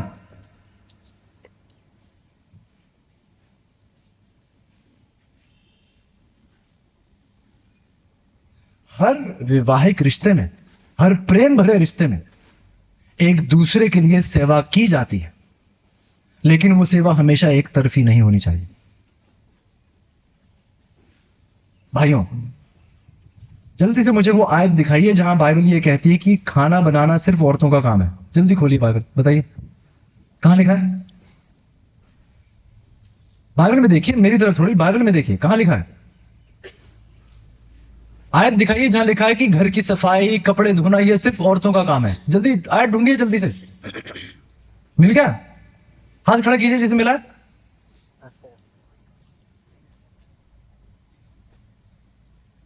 और यहां माता पिता की भी गलती, माता पिता बैठे ध्यान से सुनेगा। आपने अपने लड़कों को कभी घर पे काम करना सिखाया नहीं, कपड़े धोने की जानी नहीं, मेरा लड़का बहुत नाजुक है वो कपड़े क्यों धोएगा। तो जब उनकी शादी हो जाती है तो एक बार फिर उन्हें पत्नी की जरूरत नहीं, वो मां को ही ढूंढ रहे होते हैं। घर आए, गंदे कपड़े मां के सामने रख दिए, अब शादी होगी तो पत्नी के सामने रख दिए, क्योंकि उन्होंने तो कभी सीखा नहीं है करना। समाज ने सिखा दिया कि मर्दों का काम क्या है, बाहर जाओ, काम करो और पैसे कमा कर लाओ, और आपकी जिम्मेदारी बस पैसे कमाने में खत्म हो जाती है। कोई भी इंसान की जिसके दो पैर और दो हाथ हों वो दो पैसे कमा सकता है, बहुत बड़ी बात नहीं है। अगर प्रेम है तो सेवा सिर्फ एक तरफी नहीं, और आपकी सेवा सिर्फ पैसे कमाने में खत्म नहीं हो जानी चाहिए।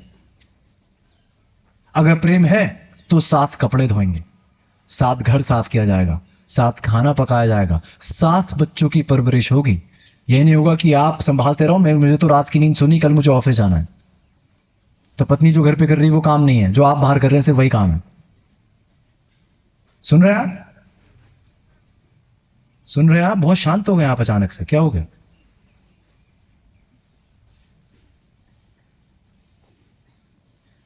तो हमने बाइबल को परखना छोड़ दिया है, हमने बाइबल से पूछना छोड़ दिया है कि परमेश्वर की मर्जी क्या है। हमने अपने तरीके अपनाए हैं। क्योंकि ये समाज हमें सिखा रहा है, तो हमने समाज को पढ़ना शुरू कर दिया है, समाज के तौर तरीके अपना लिए हैं, परमेश्वर के तौर तरीकों को हमने कई पहले त्याग दिया है। असम में ही शायद पहला एनुअल मीटिंग था, आप शायद कुछ लोग वहां होंगे, और मैंने सवाल पूछा था अजीजों से, आखिरी रात जब हमारी हुई तो मैंने सवाल पूछा, आपकी एक बहुत सुंदर प्रथा है कि जब मेहमान आते हैं तो वो हाथ पैर धुलवाए जाते हैं, राइट? आपकी ये प्रथा है? मैंने ये सवाल पूछा था कि ये पैर हाथ धुलवाने का काम सिर्फ बहनें ही क्यों करती हैं, भाई क्यों नहीं करते? प्रभु यीशु ने भी अपने चेलों के पैर धोए थे, राइट? राइट? भाइयों को वहां कहने में मुश्किल हो रही है। प्रभु यीशु ने अपने चेलों के पैर धोए थे या नहीं? प्रभु यीशु पुरुष बनकर आए थे पृथ्वी पर। अगर वो पुरुष बनकर दूसरों के पैर धो रहे हैं तो हमें पैर धोने में क्या मुसीबत है? हमें क्यों ऐसा लगता है कि भाई सेवा है, मेहमान नवाजी है तो बहनें करेंगी, हम नहीं करेंगे? तो ये प्रथा बाइबल के मुताबिक तो नहीं है। हाथ पैर धुलवाना ये स्वर्गीय प्रथा है मैं कहूंगा, लेकिन सिर्फ बहनों से ये काम करवाना ये स्वर्गीय नहीं है, इसमें स्वर्ग का कुछ नहीं है।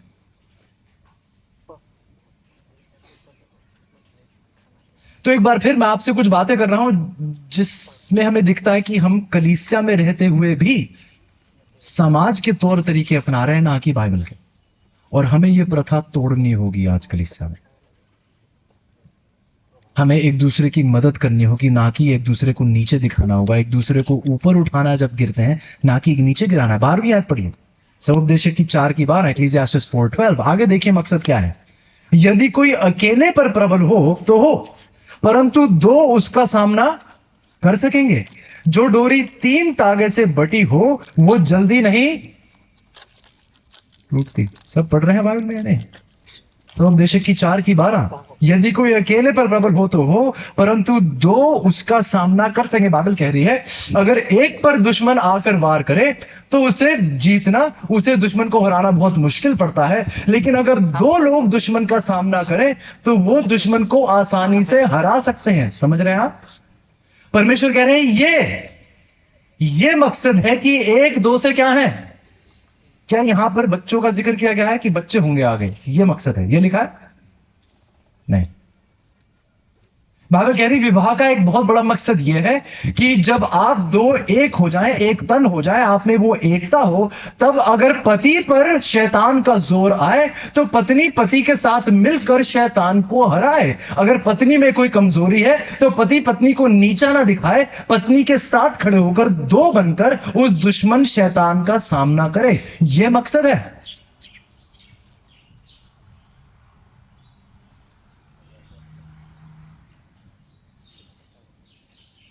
अगर आपके शादीशुदा रिश्ते में ये नियम लागू नहीं हो रहे हैं तो आपने शादीशुदा रिश्ते की बुनियाद को ही तोड़ दिया है। आपको आज भी शादीशुदा बनना नहीं आया है, चाहे फिर आप 40 साल से ही शादीशुदा क्यों ना हो। आपको आज भी शादीशुदा बनने का मकसद समझ नहीं आया है, क्योंकि परमेश्वर अपनी बाइबल सिखा रहे। एक बार फिर हमने आसपास के लोगों को देखा, हमने दूसरी जाति के लोगों को देखा, दूसरे धर्म के लोगों को देखा, उनके घर में ऐसा होता है, हमारे घर में भी ऐसा होगा। हम उनके जैसे नहीं है। यहां किसी भी जाति प्रथा की निंदा नहीं की जा रही, यहां यह बात बताई जा रही कि हमारा मार्गदर्शक यह बाइबल है, ना कि समाज। हमें बाइबल सिखा रही है हमें क्या बनना है, ना कि समाज। तो अगर बाइबल नहीं कह रही तो आप समाज से क्या सीख रहे हैं? बाइबल से क्यों नहीं सीख रहे? तो आइए उत्पत्ति की 2 में चलते हैं और जानना चाहेंगे कि प्रभु जो एक होने की सीख आप हमें दे रहे हैं, ये एक भला होते कैसे हैं? आप किस प्रकार 2 लोगों को एक कर सकते हैं? उत्पत्ति की 2 की 24 में हमें बताया गया एक बार फिर कि इस प्रकार वो क्या हो जाएंगे, एक तन बने रहेंगे। लेकिन आइए शुरुआत थोड़ी और इससे पहले से होती है ताकि हम संदर्भ को समझ सकें। आइए 20 आयत देखिएगा, जेनेसिस 2 एंड वर्स 20। अगर 24 आयत को समझ रहा है, अगर वर्स 24 को आपने समझना है तो आपको 20 आयत से शुरू करना होगा, क्योंकि ये 24 आयत का संदर्भ है। और जब तक ये संदर्भ आपको समझ में नहीं आएगा, आपको ये भी समझ में नहीं आएगा कि एक तन कैसे होते हैं, जैसे पिता पुत्र और पवित्र आत्मा एक हो चुके हैं। उत्पत्ति की 2 की 20 ध्यान से सुनिए। सो आदम ने सब जाति के घरेलू पशुओं और आकाश के पक्षियों और सब जाति के बनेले पशुओं के नाम रखे, परंतु आदम के लिए कोई ऐसा सहायक ना मिला जो उससे क्या कर सके। भाई आप बहुत जल्दी शांत हो जाते हैं। सब बाइबल पढ़ रहे हैं या नहीं? सबके पास बाइबल है? एक बार फिर मेरे साथ 20 आयत पढ़िए, ऊंची आवाज में पढ़िए।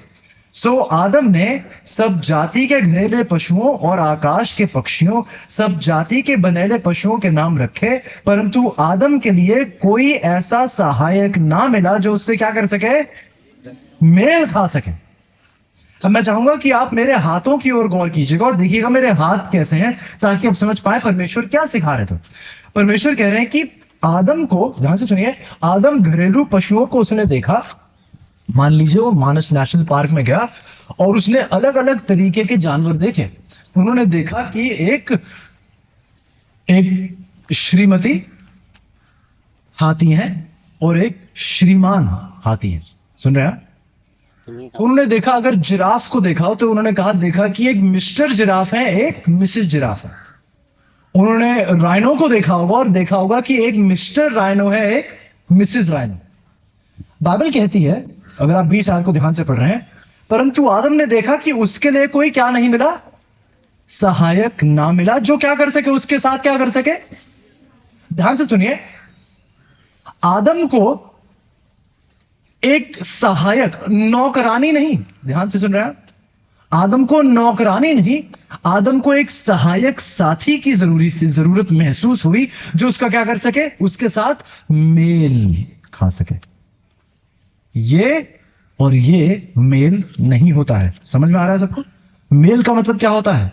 एक, उसे जरूरत महसूस हुई एक ऐसी साथी सहायक की जो उससे मेल खा सके। ध्यान से सुनिए, आदम को एक नौकरानी की जरूरत महसूस नहीं हुई जिसे वो नीचा दिखा सके, जिसको अपने कदमों तले वो दबा सके। आदम को नौकर बनने की भी जरूरत महसूस नहीं कि कोई ऐसी मिले जो मुझे नीचे अपने कदमों के दबा के रखे।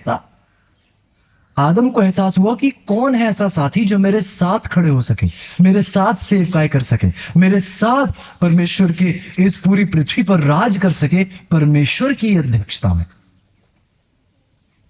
साथी।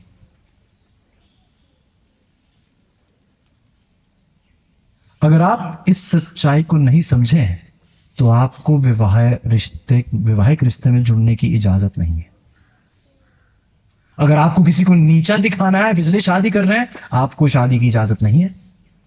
अगर आपको किसी के नीचे दबे रहना पसंद है इसलिए आपको शादी करनी है, आपको अभी भी वैवाहिक रिश्ते की समझ नहीं है। बाइबल कह रही है कि वैवाहिक रिश्ते की समझ उसको है जो ये बात समझ चुका है कि आदम को जरूरत क्या महसूस हुई थी, एक सहायक साथी की जो क्या कर सके। अगर आपको इस बात की समझ नहीं है तो जो भी विचार आपके दिमाग में पल रहे हैं फिल्में देखकर, उन्हें आज ही मार दीजिएगा, क्योंकि अगर वो विचार इस मुताबिक नहीं है तो वो परमेश्वर के विचार नहीं है, वो शैतान के विचार है। स्पष्ट हुई बात? समझ में आया सबको मैंने क्या कहा अभी? अगर जो आपके मन में विचार है वो इस सच्चाई से मेल नहीं खाते हैं तो ये परमेश्वर के विचार नहीं है, ये शैतान के विचार है। इन्हें आज ही मार दीजिएगा। अगर आपको इस पृथ्वी पर स्वर्गीय दिन महसूस करने हैं, अगर पृथ्वी पर ही नर्क चाहिए तो बने रहिए इन विचारों में। बाइबल ये कह रही है। अब जब आदम को एक सहायक साथी की जरूरत हुई तो परमेश्वर ने क्या कहा, जाओ कलीसिया में ढूंढ लो, यूथ कन्वेंशन में आए हो, जाओ ढूंढ लो, शायद कोई अच्छी लड़की मिल जाए। परमेश्वर ने ऐसा कहा आदम से? अरे कलीसिया में देखो कोई तो होगी जो शायद अच्छा गाना गाती हो, अच्छा खाना पकाती हो, कोई अच्छी नौकरी करती हो जो आपकी मदद कर सके, जाओ ढूंढ लो। जैसे शिकारी जाता है शिकार करने, आप भी शिकार पे निकलिए, शायद कोई मिल ही जाए। परमेश्वर ने ऐसा कहा नहीं। अब गौर से पढ़िए बाइबल को। आदम के दिल में यह एहसास हो रहा है, उसे जरूरत महसूस हो रही है कि मुझे क्या चाहिए, एक ऐसा सहायक जो क्या कर सके। क्या है शब्द?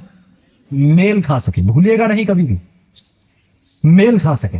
जब ये एहसास, जरूरत महसूस हुई तो परमेश्वर का कदम क्या था? ये बहुत जरूरी है। अगर आपको, जैसा परमेश्वर कह रहे हैं, इसलिए 24 आयत में लिखा है, इस कारण, अगर ये पहले तरीके नहीं पता चलेंगे तो इस कारण आप एक तन भी नहीं हो पाएंगे। अगर एक तन होना है, जरूरत महसूस हो रही है, तो उसका अगला तरीका अपनाइए। परमेश्वर ने क्या किया 21 आयत में, जेनेसिस 2:21, उत्पत्ति की 2:21 में परमेश्वर ने क्या किया? तो यहोवा परमेश्वर ने आदम को भारी नींद में डाल दिया। आदम को एक साथी सहायक जो मेल खा सके उसकी जरूरत महसूस हुई। परमेश्वर का हल क्या था कि आदम आप करिए, गहरे नींद में चले जाइए। प्रभु ये तो हमने पहले कभी नहीं सुना था कि अगर साथी की जरूरत महसूस हुई हो तो सो जाओ। ये तो कुछ अनोखा ही बाइबल बता रही है। अब गौर से सुनिए, इसका मतलब क्या होगा? यहोवा परमेश्वर ने आदम को क्या कर दिया? भारी नींद में। अब अगर आप आदम हैं, आपको नींद में किसने डाला है? किसने डाला है? जब अपनी आंखें बंद कर रहे हैं नींद में, तो आखिरी चेहरा किसका देखा? किसका देखा? पक्का किसी हीरोइन का चेहरा तो नहीं देखा आदम ने? पक्का बॉलीवुड की किसी हीरोइन का ध्यान तो नहीं आया आदम को? जब उसने आंखें बंद करी तो कौन किसको देखा? परमेश्वर को। तो जब उसकी आंखें बंद हुई और नींद में गया, किसके चेहरे के साथ गया? परमेश्वर के चेहरे के साथ। इस चेहरे, इस उम्मीद के साथ नहीं औरत ऐसी होनी चाहिए, उसका कद ऐसा होना चाहिए, उसका रंग ऐसा होना चाहिए, वो ये सब नहीं सोच रहा था। उसे बस परमेश्वर, उसका चेहरा, उसका चरित्र उसके जहन में था जब वो उस नींद में गया। मतलब कि जब उसे जरूरत महसूस हुई तो उसने अपनी आंखें पूरी दुनिया के लिए नहीं खोलनी कि मैं देखता हूं किसका शिकार कर सकूं ना। जब जरूरत महसूस हुई तो उसने अपनी आंखें दुनिया के लिए बंद कर दी और सिर्फ अपना ध्यान किसकी ओर लगाया?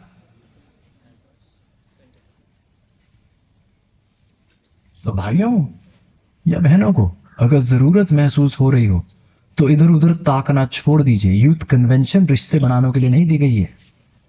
यहां जीवन साथी ढूंढ लीजिएगा, चले जाइए यूथ कन्वेंशन। यहां इसलिए लाए थे ताकि आप किसकी ओर देख सकें? परमेश्वर की ओर। तो सबसे पहली बात परमेश्वर ने सिखाई कि आप अपना सारा ध्यान उस मसीहा की ओर लगाएं, उस मसीहा की ओर जिसने आपको रचा है। तो आदम जब जरूरत महसूस करे तो उन्होंने अपनी आंखें बंद करी दुनिया के लिए और परमेश्वर की ओर अपना ध्यान लगाया। आगे देखिए क्या होता है 21 में, वर्स 21। जब वह सो गया तब उसने उसकी एक पसली निकालकर उसकी संती मांस भर दिया और यहोवा परमेश्वर ने उस पसली को जो उसने आदम से निकाली थी, किसको बना दिया? किसको बना दिया? तो आदम नींद में चला गया और जब आदम सो रहा था तो परमेश्वर क्या कर रहे थे? स्त्री को तैयार कर रहे थे। कहानी क्या कहती है? जब आदम ने दुनिया के प्रति अपनी आंखों को बंद कर दिया, प्रभु में समर्पित हो गया, प्रभु के चरित्र पर मनन करता चला गया, किसी हीरोइन या हीरो के चरित्र को नहीं। तो जब आदम परमेश्वर में समर्पित हुआ तो परमेश्वर उसकी जरूरत पूरे करने में समर्पित हो गए।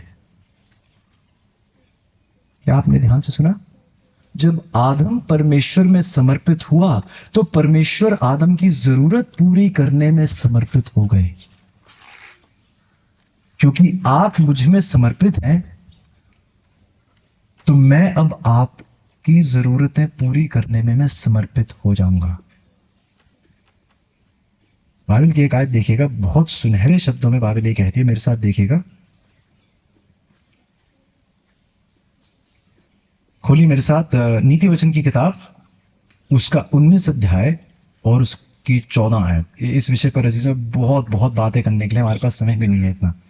नीति वचन की 19 और उसकी 14 मेरे साथ देखिएगा। Proverbs 19 and verse 14। Proverbs 19:14। नीति वचन की 19 की 14 बाइबल कहती है, Proverbs 19:14, घर और धन पुरखाओं के भाग में, परंतु बुद्धिमती पत्नी कहां से मिलती है? किससे मिलती है? तो जोर से बोलिए, मुझे आवाज नहीं आ रही आपकी। एक बार फिर 14, बुद्धिमती पत्नी किससे मिलती है? अब ये सिर्फ पत्नी के लिए नहीं, पति के लिए भी लागू होता है। बाइबल कह रही है कि एक बुद्धिमती पत्नी, एक बुद्धिमती पति कहां से मिलता है? कहां से मिलता है? यहोवा से मिलता है। इसका मतलब क्या हुआ? अगर आपको जरूरत महसूस हो रही है, जरूरत कौन पूरी कर सकता है? यहोवा, राइट? तो बुद्धिमती पत्नी किससे मिल रही है? यहोवा से। लेकिन बहुत ध्यान सुनेगा अगले वाक्य को, परमेश्वर आपको वही दे सकते हैं जो उसके पास पहले से है। सुन रहे हैं आप ध्यान से? प्रभु आपको वही दे सकते हैं जो उसके पास पहले से है। क्या आप वो दे सकते हैं जो आपके पास है ही नहीं? सुन रहे हैं? इसका मतलब अगर बुद्धिमती पत्नी परमेश्वर से मिलती है, इसका मतलब यह एक ऐसी स्त्री है जो परमेश्वर में अपने आप को सौंप चुकी है, परमेश्वर में समर्पित हो चुकी है। क्योंकि वो परमेश्वर में समर्पित हो चुकी है, इसलिए परमेश्वर उसे अब आपको समर्पित कर सकते हैं। इसका मतलब यह कि अगर मैं एक ऐसा पुरुष हूं जो प्रभु में समर्पित नहीं है, तो भला प्रभु मुझे ऐसी स्त्री क्यों देंगे जो उसमें समर्पित है? आप सुन रहे हैं या नहीं सुन रहे? सुन रहे हैं? अगर मैं प्रभु में समर्पित नहीं हूं, लेकिन मैं कह रहा हूं प्रभु, बाइबल कहती है बुद्धिमती पत्नी यहोवा से मिलती है, तो जो आप में पहले से है मुझे वो दे दीजिए। प्रभु का सवाल मुझसे है, बेटा जब आप मुझ में नहीं हो तो मैं भला किसी बेटी को शरापित क्यों करूं एक ऐसे पुरुष को देकर जो मुझ में समर्पित नहीं है? अब कुछ लोगों ने यह भी सिखाना शुरू कर दिया, अरे पौलुस के बारे में जब आप पढ़े तो पौलुस तो कहता है कि अपने शरीर में जलने से बेहतर तो यह विवाह कर लो। ध्यान से सोचिए आप क्या कहना चाह रहे हैं। आप शायद यह सिखा रहे हैं कलीसिया को कि अगर आपकी शारीरिक अभिलाषाएं जो हैं, आपके शारीरिक जो जिस्मानी जरूरतें आपको महसूस होती हैं, जो यौन संबंध आप बनाना चाहते हैं, और इसमें जलने से बेहतर तो यह होगा कि आप शादी कर लें। जो व्यक्ति इस मकसद से शादी करेगा वो कभी भी उस शादी में खुश नहीं रहेगा, क्योंकि उसने यौन संबंध के लिए शादी की थी, ना कि प्रेम के लिए।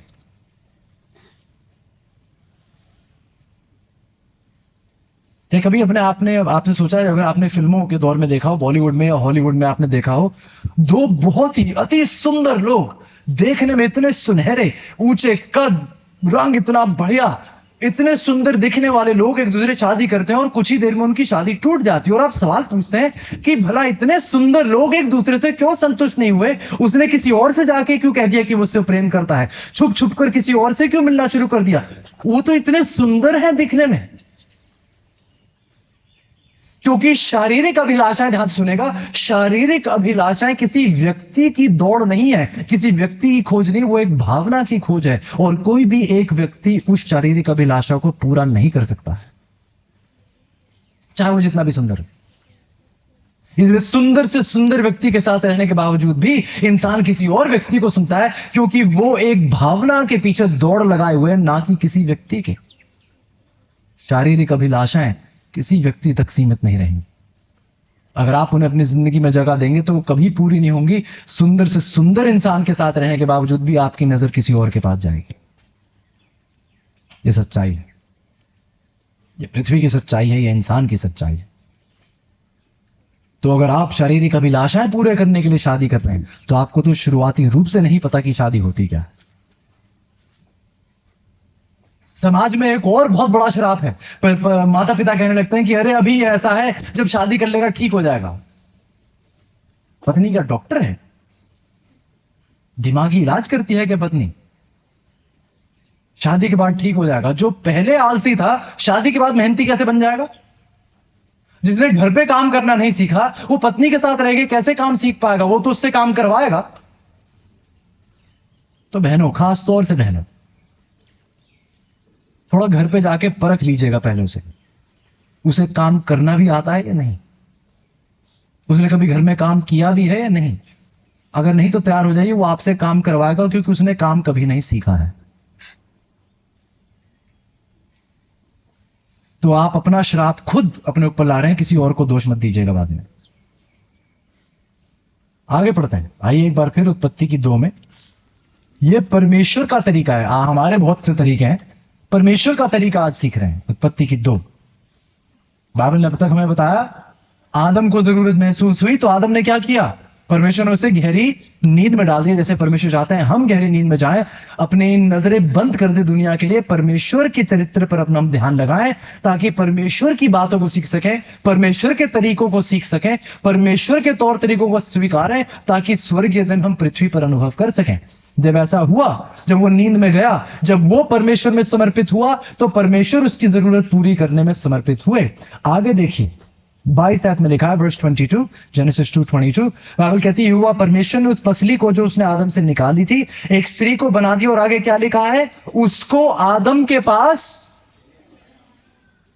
स्त्री को कौन आदम के पास लाया था? परमेश्वर ने। कौन लाया था? परमेश्वर ने। स्त्री को बनाया किसने था? अब अगर आप कहानी ध्यान से सुनिए तो क्या परमेश्वर ने स्त्री को बनाया और कहा जाओ ढूंढ लो, जाओ ढूंढ लो जो आपको बच्चे पैदा करके दे दे? ऐसा कहा परमेश्वर ने? बाइबल कहती है कि स्त्री को पुरुष के पास कौन लाया था? कौन लाया था? तो बहनों, मेरा आपसे यह सवाल है, जिस पुरुष की कल्पनाएं आप कर रहे हैं, क्या परमेश्वर आपको इस पुरुष तक लाया? या आपने कलीसिया में देख लिया, अरे बहुत अच्छा गाता है, बहुत बढ़िया प्रचार करता है, तो शायद अच्छा ही होगा? क्या आपने बाइबल में नहीं पढ़ा है कि शैतान के दुष्ट लोग क्या करते हैं भेड़िए, लेकिन कलीसिया में किसके लिबास में आते हैं? किसके लिबास में आते हैं? भेड़ों के लिबास में आते हैं। सिर्फ कपड़े भेड़ के हैं, अच्छा गाना गाते हैं, प्रचार कर रहे हैं, लेकिन अंदर क्या है? भेड़िए हैं। भेड़ियों की परख है आपको या नहीं? किसी ने कह दिया अच्छा है तो अच्छा होगा, अरे अच्छा गाता है तो अच्छा होगा, अरे अच्छा प्रचार करता है तो अच्छा होगा, जरूरी नहीं है। यहूदा को तो आप जानते हैं, जूडस जिसको अंग्रेजी में कहते हैं। यहूदा बहुत बढ़िया प्रचारक था, ऊंचे कद का था, जब बोलता था लोग बहुत ध्यान से सुनते थे। क्या किया? चांदी के सिक्कों के लिए प्रभु यीशु को बेच दिया। और ये गलती शायद दोनों तरफ है। हमारे भाई, सुंदरता की ओर, जो सुंदर दिखती है वो बहुत बढ़िया होगी। सुंदरता को घर चलाना नहीं आता। सुन रहे भाई या नहीं? क्योंकि सुंदर है तो बहुत अच्छी पत्नी होगी। आप ठीक भी सोच रहे हैं या नहीं? सुंदरता का चरित्र से क्या लेना देना है? बहने, अरे क्योंकि इतना अच्छा कमाता है तो अच्छा इंसान होगा। ये कब से हमारा नापना हो गया कि अगर अच्छा कमाता है तो अच्छा इंसान होगा? बहुत से लोग बहुत से गलत काम करके बहुत अच्छा कमाते हैं, क्या वो अच्छे हैं? तो परमेश्वर के तरीके और इंसान के तरीके। बाइबल कहती है कि परमेश्वर हवा को आदम के पास लाया। अगर आप परमेश्वर में समर्पित नहीं है, ध्यान से सुनिएगा बहनों, अगर आप परमेश्वर में समर्पित नहीं है तो परमेश्वर भी आपको किसी उस पुरुष के पास नहीं ला सकते जो परमेश्वर में समर्पित है। ध्यान रखिएगा। इसके बाद 23 आयत कहती है, वर्स 23, आदम ने कहा अब यह मेरी हड्डियों में की हड्डी है, मेरे मांस में का मांस है, सो इसका नाम नारी होगा, क्योंकि यह नर में से निकली गई है। इस कारण पुरुष अपने माता पिता को छोड़कर। तरीके समझ में आए? एक तन जैसा 24 में लिखा है तभी होगा जब जरूरत महसूस होने पर आप दुनिया में शिकार करने नहीं, परमेश्वर में समर्पित होने जाते हैं। एक तन तभी अनुभव होगा जब आप परमेश्वर के तरीकों को अपनाएंगे, तो परमेश्वर जैसे ही अंजाम आपको प्राप्त होंगे। तो शुरुआती रूप से ही मैं ये बात स्पष्ट कर देना चाहूंगा कि वैवाहिक रिश्ता आदम और हव्वा ने चुना था या परमेश्वर ने चुना था? विवाह की योजना चीजों किसकी थी, परमेश्वर की या आदम और हव्वा की? क्या आदम और हव्वा ने चुना था कि हमें एक दूसरे से शादी करनी चाहिए? शादी किसका विचार था? परमेश्वर का। ये किसकी योजना थी? परमेश्वर की। मतलब कि अगर ये योजना परमेश्वर की है तो इसका मकसद भी किसको पता है? परमेश्वर को पता है। तो आप बॉलीवुड को ना सिखाने दें कि शादी का मकसद क्या है, आप समाज को ना सिखाने दें कि शादी का मकसद क्या है। परमेश्वर जिसने शादी की शुरुआत की, वही परमेश्वर आपको सिखा सकता है कि शादी का मकसद क्या है। मैं आपके लिए बेन एंड व्हाइट का एक कोट आपके सामने पढ़ूंगा, बहुत ध्यान से सुनिएगा।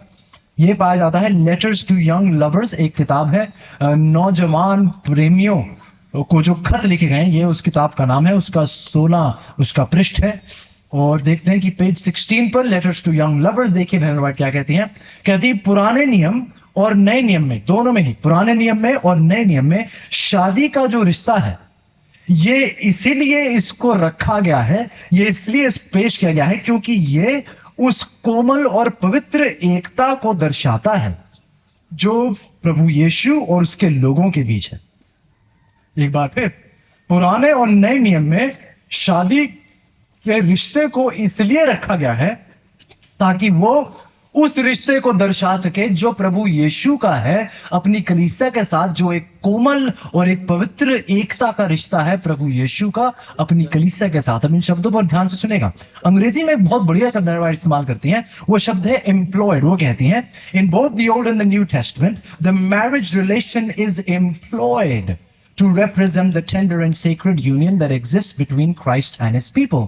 The marriage relation is employed. अगर आप उसका सही अनुवाद करें तो कहते हैं शादीशुदा रिश्ता, विवाहिक रिश्ता, एक शादीशुदा रिश्ता एक ऐसा सेवक है जिसको मालिक ने काम दिया है। ध्यान से सुनेगा, एम्प्लॉयड मतलब इसे नौकरी लगाया गया है। तो शादी एक ऐसी नौकरी है जो नौकरी देने वाले परमेश्वर के नीचे आप कर रहे हैं। मैं चाहता हूं कि आप इन विचारों को बहुत संजीदगी से समझें, गहराई से समझें, इनकी गंभीरता, इनकी पवित्रता को समझें कि शादीशुदा रिश्ता एक नौकरी है जो नौकरी देने वाले, शादीशुदा रिश्ते देने वाले परमेश्वर के नीचे आप करते हैं। मतलब कि शादीशुदा रिश्ता एक नौकरी है। नौकरी का मालिक कौन है? तो अगर नौकरी परमेश्वर ने दी है तो नौकरी में आपने करना क्या है ये कौन सिखाएगा? तो बहने, उस लड़के को इजाजत मत दीजिए आपको बताए कि आपको ऐसा करना है, वैसा करना है, मुझे ऐसा चाहिए, मुझे वैसा चाहिए। नौकरी आप किसके लिए कर रहे हैं? परमेश्वर के लिए। तो दोनों को परमेश्वर से पूछना होगा कि हम दोनों को करना क्या है। मतलब कि शादीशुदा रिश्ता एक नौकरी है जो नौकरी आप परमेश्वर के नीचे कर रहे हैं। और उसका मकसद क्या है? बहन वाइट कह रही है, मकसद यह है कि आप पुराने नियम में भी देख लें, नए नियम में भी देख लें, उनकी किताब पढ़े बगैर अगर आप पुराने नए नियम में भी पढ़े तो परमेश्वर बार बार सिखाते हैं कि मैं पति हूं और मेरी कलीसिया क्या है? दुल्हन है। प्रभु क्या सिखा रहे हैं कि हर शादीशुदा रिश्ते में, हर प्रेमी प्रेमिका रिश्ते में, शादीशुदा रिश्ते में परमेश्वर चाहते हैं कि जो कोमलता, जो पवित्रता प्रभु यीशु और उसकी कलीसिया के बीच दिखाई देती है, वही कोमलता, वही पवित्रता आपके शादीशुदा रिश्ते में दिखाई देनी चाहिए। तो मेरे प्रियजन जिनकी शादी हो चुकी है, क्या आपके रिश्तों में प्रभु यीशु की पवित्रता झलकती है या नहीं? क्या आपके रिश्ते में प्रभु यीशु की कोमलता नजर आती है या नहीं? जिस दरिया दिली के साथ प्रभु यीशु अपनी कलीसिया को माफ कर देते हैं, क्या आप पति लोग अपनी पत्नियों को उसी दरिया दिली के साथ माफ कर देते हैं? अगर नहीं तो आपको आज भी शादीशुदा रिश्ते की समझ नहीं है। अब आइए अंत की ओर चलते हैं बहुत जल्दी से, क्योंकि हमने बहुत समय इस विषय पर बिताया है, ये बहुत जरूरी विषय है। लेकिन अब एक और विषय के बारे में मैं आपके साथ चर्चा करना चाहूंगा, और मैं चाहूंगा कि आज आप सब नौजवान एक निर्णय लें इस विषय पर। न्यायों की किताब 2 अध्याय और उसकी पहली आयत। न्यायों की 2, जजेस चैप्टर 2 एंड वर्स 1। न्यायों की किताब 2 अध्याय पहली आयत, जजेस 2 वर्स 1। बाइबल कहती है, यहोवा का दूत गिलगाल से बोकीम को जाकर कहने लगा कि मैंने तुमको मिस्र में से लाकर इस देश में पहुंचाया है, जिसके विषय में मैंने तुम्हारे पुरखाओं से शपथ खाई थी, और मैंने कहा था कि जो वाचा मैंने तुमसे बांधी है उसे मैं कभी ना तोड़ूंगा। आगे देखिए बाइबल क्या कहती है। 2 आयत में लिखा है, इसलिए तुम इस देश के निवासियों से वाचा ना बांधना, तुम उनकी वेदियों को ढा देना, परंतु तुमने मेरी बात को नहीं माना। तुमने ऐसा क्यों किया है? सब पढ़ रहे हैं ध्यान से। Judges 2 verses 1, 2 and 3। परमेश्वर कह रहे हैं कि मैंने आपसे कहा था जब आप इन देश में आओगे तो आप इन देश के लोगों के साथ कोई रिश्ता, कोई वाचा नहीं बांधोगे। मैंने आपसे कहा था कि आप इनकी वेदियों को ढा दोगे। आपने मेरी बात को नहीं सुना। आपने ऐसा क्यों किया? जब इस्राएली लोग अन्य जातियों के देश में पहुंचे तो परमेश्वर ने क्रोध जताया, यह कहते हुए कि मैंने आपको कहा था कि जब आप इन देशों में आओगे तो इन देश के लोगों के साथ आप कोई रिश्ते नाते नहीं बनाओगे, कोई संबंध नहीं जोड़ोगे, कोई वैवाहिक प्रेमी रिश्ते आप नहीं जोड़ोगे। आपने ऐसा क्यों किया है? आपने मेरी बात को क्यों नहीं सुना? 3 आयत में लिखा है वर्स 3, इसलिए मैं कहता हूं कि मैं उन लोगों को तुम्हारे सामने से ना निकालूंगा। वह तुम्हारे पांजर में कांटे, उनके देव देवता तुम्हारे लिए फंदे ठहरेंगे। तुमने उन्हें बाहर नहीं निकाला, अब मैं भी उन्हें बाहर नहीं निकालूंगा। आगे पढ़िए, चौथी और पांचवी आयत कहती है, वर्स 4 and 5, जब यहोवा के दूत ने सारे इस्राएलियों से ये बातें कही, तब वह लोग चिल्ला चिल्लाकर क्या करने लगे? रोने लगे। तो परमेश्वर के लोग ये देखकर कि हमने प्रभु की आज्ञा का पालन नहीं किया है, एक बार फिर हम ढीठ बन के परमेश्वर के विरुद्ध खड़े हुए हैं, ये सुनकर वो रोने लगे। आगे बाइबल 5वीं आयत में कहती है, वर्स 5, उन्होंने उस स्थान का नाम बोकीम रखा और वहां उन्होंने यहोवा के लिए बलि चढ़ाया। अब वो रो रहे थे, शर्मिंदगी में थे। शायद वो भी, जैसे आप कल रात सामने आए थे, वो भी शायद परमेश्वर के सामने आए कि प्रभु हमें माफ कर दीजिए। वो रो रहे थे, गिड़गिड़ा रहे थे। लेकिन इसको पढ़ते पढ़ते जब आप अगले अध्याय में पहुंचते हैं, न्यायियों की 3:5 में, जजेस 3 verse 5, जब तक आप अगले अध्याय में पहुंचते हैं तो न्यायियों की 3:5 में लिखा है, इसलिए इसराइली कनानियों, हितियों, एमोरियों, परिजियों, हिवियों और यबूसियों के बीच में बस गए। एक मिनट, अभी अभी तो रो रहे थे कि प्रभु जैसा आपने कहा था हम नहीं कर रहे, हमने नहीं किया, अब हम ऐसा करेंगे। आपको लग रहा है कि उन्होंने पश्चाताप कर लिया है, लेकिन अगला अध्याय कहता है वो अभी भी उन्हीं अन्य जातियों के बीच में बने हुए हैं। आगे पढ़िएगा, प्रभु उनसे नाराज थे, क्रोधित थे, लेकिन उन्होंने देखा कि हां क्रोधित तो है प्रभु, लेकिन कोई बिजली नहीं गिर रही मुझे मारने के लिए। मतलब कि इतने भी क्रोधित नहीं होंगे, शायद थोड़ा नाराज है, पर इतनी भी बड़ी कोई बात नहीं है। क्योंकि परमेश्वर के क्रोध को उन्होंने हल्के में लिया। अगली आयत देखिए क्या कहती है, न्यायियों की 3:6, जजेस 3 verse 6, तब वह उनकी बेटियां ब्याह में लेने लगे और अपनी बेटियां उनके बेटों को ब्याह में देने लगे और उनके देवताओं की भी उपासना करने। अरे क्योंकि अब हम अन्य जातियों के साथ ऊपर बैठ रहे हैं, अलग अलग धर्मों के लोगों के साथ हमने इतनी करीबी मित्रता बना ली है, उन्हें सच्चाई में जीतने के लिए नहीं, हमने बस उनके साथ, जैसे वो दुनिया में डूबे हुए हैं हम भी उनके साथ दुनिया में डूबे हुए हैं। अब क्योंकि हमने उन्हीं के जैसे तौर तरीके शुरू कर दिए हैं और परमेश्वर अब इतने भी क्रोधित नहीं है कि हमें मार दे, इसका मतलब उनके साथ शादी करने में भी कोई परेशानी नहीं होगी। तो उन्होंने क्या करना शुरू कर दिया, अपनी बेटियों ने शादी में देने लगे, उनकी बेटियों को अपने साथ लेने लगे और उनसे शादी करने लगे। जब ऐसा हुआ, बाइबल देखिए क्या कहती है 7वीं आयत में, वर्स 7, जजेस 3:7, न्यायियों की 3:7, इस प्रकार इस्राएलियों ने यहोवा की दृष्टि में क्या किया? बुरा किया। अपने परमेश्वर यहोवा को भूलकर बाल नाम देवताओं और अशेरा नाम देवियों की उपासना करने लग गए। बाइबल कहती है जब परमेश्वर की कलीसिया ने अपनी कलीसिया के नौजवानों को छोड़कर कलीसिया के बाहर किसी और धर्म या किसी और डिनोमिनेशन के लोगों के साथ प्रेमी रिश्ते जोड़ने शुरू कर दिए, तो यह परमेश्वर की नजर में ठीक था या नहीं? परमेश्वर की नजर में क्या था? क्या था? बुरा था। तो फिर आज हमारे बीच ये सब क्यों हो रहा है?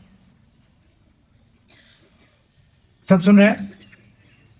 आज हमारी कलीसिया के नौजवान बाहर जाकर किसी और धर्म, किसी और डिनोमिनेशन के लोगों को क्यों चुन रहे हैं? और उन्हें इतनी भी शर्मिंदगी नहीं है, आगे गर्व से कहते हैं पर वो भी मसीही हैं। आप बाइबल की सच्चाई जानने के बाद, आप में इतनी समझ प्राप्त करने के बाद, आप में अभी भी इतनी भी समझ नहीं है कि आप अभी भी इन्हीं शब्दों के साथ कहते हैं पर वो भी मसीही है, सेवंथ डे एडवेंटिस्ट ना हुए तो क्या हो गया?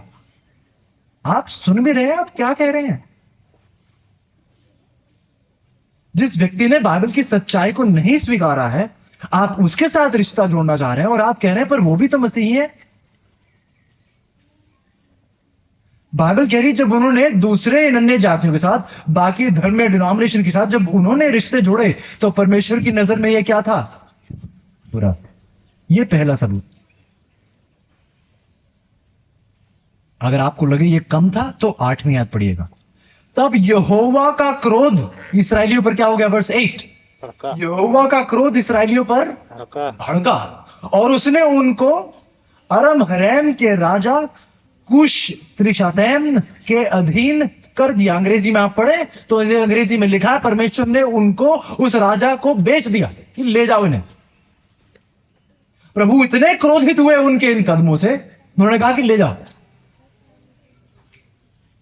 आज बहुत से नौजवान सेवंथ एडवेंटिस्ट हैं जो इस यूथ कन्वेंशन में आए भी नहीं है। क्यों? क्योंकि उनका रिश्ता किसी ऐसे लड़की ऐसे लड़के के साथ हो चुका है जो कलीसिया का भाग नहीं है, जो प्रभु से प्रेम नहीं करता। उन्होंने उनको परमेश्वर से ही जुदा कर दिया है। पहला सबूत।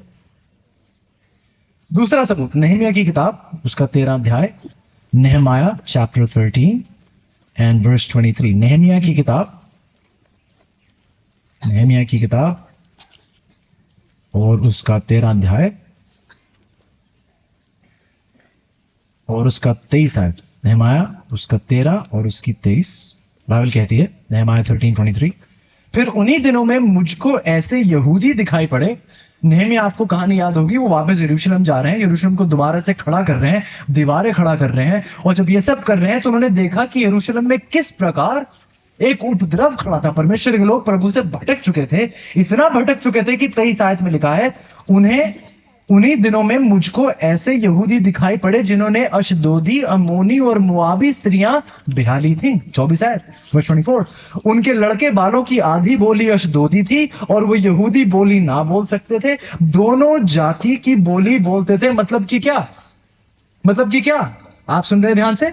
मतलब कि क्या कि भाई, अरे पर वो भी तो मसीही है। ठीक है, वो संडे को चर्च जाते हैं, आप सैटरडे को चर्च जाते हैं। अब आपके बच्चे क्या कर रहे हैं? आपके बच्चों को 10 कमांडमेंट्स भी आते हैं और मदर मेरी भी बोलना आता है उन्हें।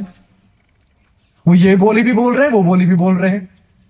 अब उन्हें ये नहीं पता कि सैटरडे पवित्र दिन है या संडे पवित्र दिन है। उन्हें पता नहीं। क्यों? क्योंकि आपने उन्हें सिखाया कि मेरा पति भी तो मसीही है। ये आपने सिखाया उन बच्चों को। बाद में उनसे मत पूछेगा, अरे नहीं सबूत को भी पवित्र मानिए। कैसे मान ले? आपने शादी ही ऐसे इंसान से की थी। ये कहते हो कि वो भी तो मसीही है। अब भुगती अंजाम।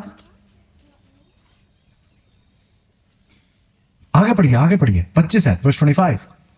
तब मैंने उनको डांटा। वहां गौर से सुनिए, क्रोध देखिए। मैंने उनको डांटा और कोसा, उनमें से कितनों को मैंने क्या कर दिया? जोर से पढ़िए, जोर से पढ़िए। मैंने क्या कर दिया? पिटवा दिया। 25 है, नेहमाया की 13 की 25, अगर किसी को ना मिला हो तो नेहमाया की 13 की 25, नेहमाया 13:25। तब मैंने उन्हें डांटा, कोसा, कितनों को पिटवा दिया और उनके क्या कर दिए? क्या लिखा आगे? क्या लिखा आगे? पढ़ने में डर लग रहा है। क्या लिखा आगे? उनके मैंने बाल नुचवाए और उनको परमेश्वर की यह शपथ दिलवाई। क्या दिलवाई? कि हम अपनी बेटियां उनके बेटों के साथ ब्याह में ना देंगे और ना अपने लिए व अपने बेटों के लिए उनकी बेटियां ब्याह में लेंगे। माता पिता जो ध्यान से सुन रहे हैं, यह शपथ आज आपको लेनी है। अपने बेटे बेटियों को हम किसी और धर्म में नहीं बेचेंगे, क्योंकि ये बच्चे आपके नहीं है, परमेश्वर के। हमें कोई हक नहीं है हम अपने नौजवानों को कहीं और बेचते। 26 वर्स 26। क्या इस्राएल का राजा, ध्यान से सुनिए, नेहमाया वजह बता रहा है कि ऐसा हम क्यों ना करें। क्या इस्राएल का राजा सुलेमान इसी प्रकार के पाप में ना फंसा था? सबने ध्यान से पढ़ा वर्स 26 एक बार फिर। क्या इस्राएल का राजा सुलेमान इसी प्रकार के पाप में ना फंसा था? बाइबल कहती है कि जब सुलेमान ने अपनी धार्मिकता को छोड़कर अन्य जाति की स्त्रियों के साथ रिश्ते जोड़े तो परमेश्वर की नजर में यह क्या था? सर पुरानी आयत में चले गए। अभी मैंने क्या पढ़ा है? सुलेमान ने जब अपने धर्म को छोड़कर अन्य जातियों की स्त्रियों के साथ रिश्ते जोड़े, परमेश्वर की नजर में क्या था? ये जो आयत में लिखा है क्या था? पाप था। क्या सुलेमान ने इसी प्रकार के पाप में वो ना फंसा?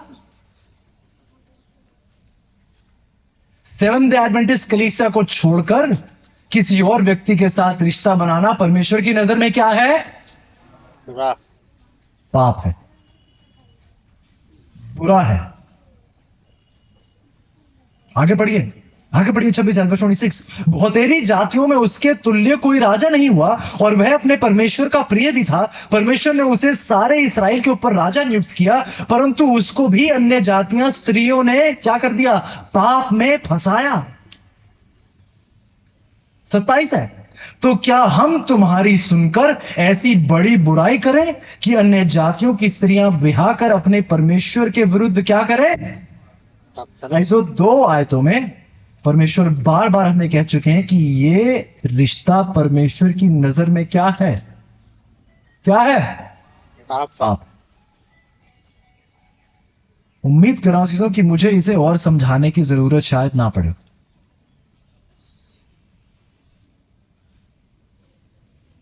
शर्मिंदगी मुझे इस बात की भी होती है कि अब बहुत से नौजवान, और ऐसा होता है, मैंने अपनी आंखों से देखा है। एक व्यक्ति आएगा, एक पुरुष आएगा, नौजवान, भाई साहब, ये मेरी प्रेमिका है, ये एडवेंटिस्ट नहीं है, आप इन्हें बाइबल स्टडी दीजिए क्योंकि हम बहुत जल्दी शादी करने जा रहे हैं। सुना आपने? कितनों ने सुना है? हाथ खड़ा कीजिए, हाथ खड़ा कीजिए। किन नौजवानों ने ऐसा देखा है कि भाई साहब आप इन्हें बाइबल स्टडी दीजिए क्योंकि अब हम शादी करने जा रहे हैं? आप कह क्या रहे हैं? सोच तो लीजिए कि भाई साहब परमेश्वर की नजर में ये रिश्ता पाप है, लेकिन हम ये पाप कर चुके हैं, अब आप बाइबल स्टडी दीजिए ताकि हमारा पाप जो है धुलकर पवित्र बन जाए। आप ऐसे शुरू करना चाहते हैं अपने घर की शुरुआत? इस नींव पर आप अपने घर शुरू करना चाहते हैं, पाप की नींव पर, और फिर उम्मीद करना है कि हमें स्वर्गीय दिन महसूस होंगे इस पृथ्वी पर? सपने देखना छोड़ दीजिए। बुरा फिर यह भी लगता है कि कुछ पासवान मान जाते हैं, हाँ बिल्कुल देंगे बाइबल स्टडी, बाइबल स्टडी देने में कोई हर्ज नहीं है। लेकिन बहनों, सवाल सुनिएगा ध्यान से। आपने पहले उनके साथ प्रेमी रिश्ता जोड़ा, ठीक है? सुन रहे हैं बहने? आपने पहले उनके इस लड़के के साथ प्रेमी रिश्ता जोड़ा, और इस लड़के को पता है कि आपके लिए सब दिन कितना महत्वपूर्ण है, प्रभु आपके लिए कितना जरूरी है। लेकिन वो ये भी देख रहा है कि आप अपने सबत को पालन करते हुए भी, मसीह होते हुए भी, आप उस चीज को दांव पे जो चीज आपके लिए सबसे ज्यादा जरूरी थी, सबसे ज्यादा अहमियत रखती थी, आपने उस चीज को दांव पे लगाकर आपने उसके साथ ये रिश्ता जोड़ा है। आपको पता भी है आप उस लड़के से क्या कह रहे हैं? आप उस लड़के से ये कह रहे हैं कि देखिए, मैंने अपने परमेश्वर के साथ जो रिश्ता था उसे भी दांव पर लगा दिया, अपने धर्म को दांव पर लगा दिया आपके साथ जुड़ने के लिए। वो लड़के को अब ये विचार शायद आ रहा है कि अगर मैं इससे इतनी बड़ी चीज करवा चुका हूं, अब मैं सोच रहा हूं मैं इससे और क्या करवा सकता हूं। अगर ये मेरे लिए अपने धर्म तक को दांव पे लगाने के लिए तैयार है, तो मैं इससे और क्या करवा सकता हूं। आपने ये बात जाहिर कर दी उस लड़के के सामने। मेरे नौजवान भाई, जिनको वो लड़की पसंद आ गई है, पर भाई वो भी तो मसीही है, होगी, अच्छी बात है।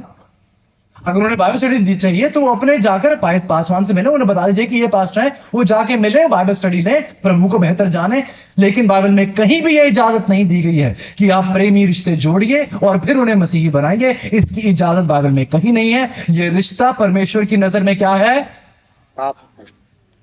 स्पष्ट है ये बात आज? यस। और सबूत चाहिए?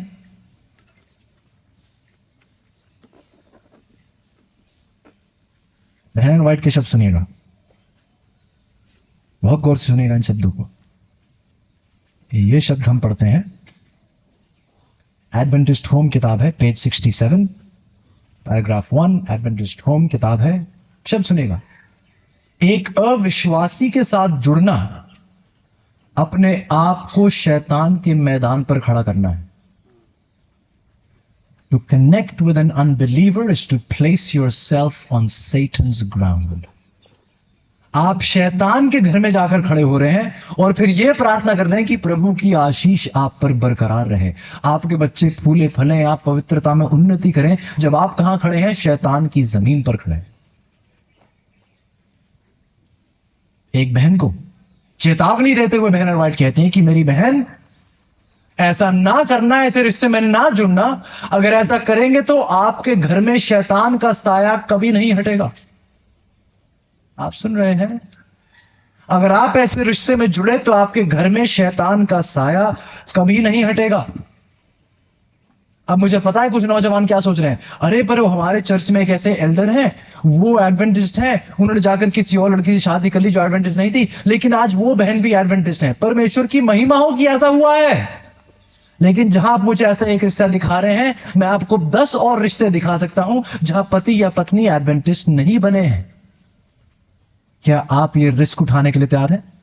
ये पाप करने के लिए तैयार हैं? ये तो परमेश्वर की दया होगी कि परमेश्वर ने किसी तरीके से उस व्यक्ति के दिल को परिवर्तित किया ताकि पाप के बावजूद भी वो सच्चाई को स्वीकार लें। लेकिन अगर आज आप जान चुके हैं कि ये रिश्ता पाप है, तो पाप में कदम आगे ना बढ़ाइएगा ये सोचकर कि मैं भी प्रार्थना करूंगा और मेरे पति या पत्नी को भी परमेश्वर बदल देंगे। ऐसा पाप ना कीजिएगा, परमेश्वर की दया के साथ ऐसा खिलवाड़ ना कीजिएगा, ना कीजिएगा। मेरे अगले शब्द ध्यान से सुनिएगा। जिससे विवाह करने का चुनाव आप करते हैं, जिससे विवाह करने का चुनाव आप करते हैं, आपका चुनाव आपके आत्मिक रिश्ते की झलक है। आपने सुना मैंने क्या कहा?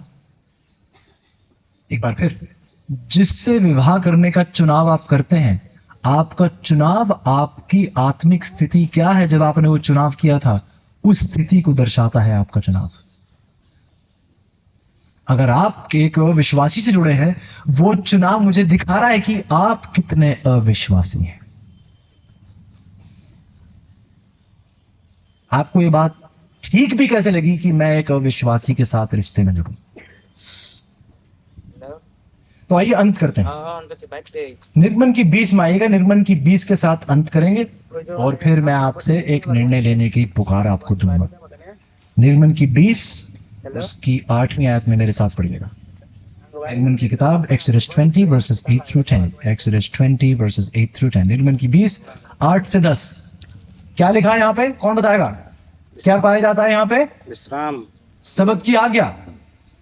चौथी आज्ञा है निर्गमन की 20 8 से 10, तू विश्राम दिन को पवित्र मानने के लिए स्मरण रखना। 6 दिन तो तू परिश्रम करके अपना सब काम काज करना। 10वीं आयत ध्यान से पढ़िए। परंतु 7वां दिन तेरे परमेश्वर यहोवा के लिए विश्राम दिन है, उसमें ना तो तू किसी भांति का काम काज करना, ना तेरा बेटा बेटी दास दासी पशु कोई परदेसी भी जो तेरे फाटकों के भीतर हो वो भी कोई काम ना करे, क्योंकि 6 दिन में यहोवा ने आकाश और पृथ्वी और समुद्र और जो कुछ उसमें है उन सबको बनाया। एक बार फिर 10वीं आयत अगर आप पढ़े, परमेश्वर ने कहा क्योंकि 7वां दिन तेरे परमेश्वर यहोवा के लिए क्या है? विश्राम है, इसलिए उसमें ना तो तू किसी भांति का काम काज करना और ना तेरा बेटा और बेटी दास दासी पशु परदेसी। एक बार फिर, उस दिन तू किसी भांति का काम काज ना करना, ना तेरा बेटा बेटी दास दासी पशु परदेसी। कौन रह गया? कौन रह गया? परमेश्वर ने एक लिस्ट बनाई कि 7वें दिन आप कोई काम काज ना करना, ना आपका बेटा बेटी दास दासी पशु परदेसी। किसको छोड़ दिया? किसको छोड़ दिया? किसको छोड़ दिया? सर वाइफ कह रहे हैं, हस्बैंड भी तो हो सकता है। आप वाइफ कह रहे हैं, बहनों के लिए हस्बैंड भी तो हो सकता है। परमेश्वर ने आपके पति या पत्नी का जिक्र यहां क्यों नहीं किया है? क्योंकि उत्पत्ति की 2:24 में प्रभु ने क्या सिखाया था? विवाह के बाद आप क्या हो चुके हैं?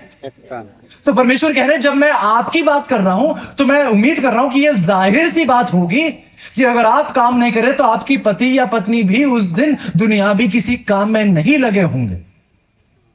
लेकिन आज हमारी कलीसिया ऐसे लोगों से भरी है, कई कलीसियाओं में कई हमारे मसीही अजीज आते हैं, एडवेंटिस्ट अजीज आते हैं, पत्नियां अपने बच्चों को लेकर आ रही हैं, बहन आपके पति कहां है? वो एडवेंटिस्ट नहीं है, वो हमारे कलीसिया में नहीं आते।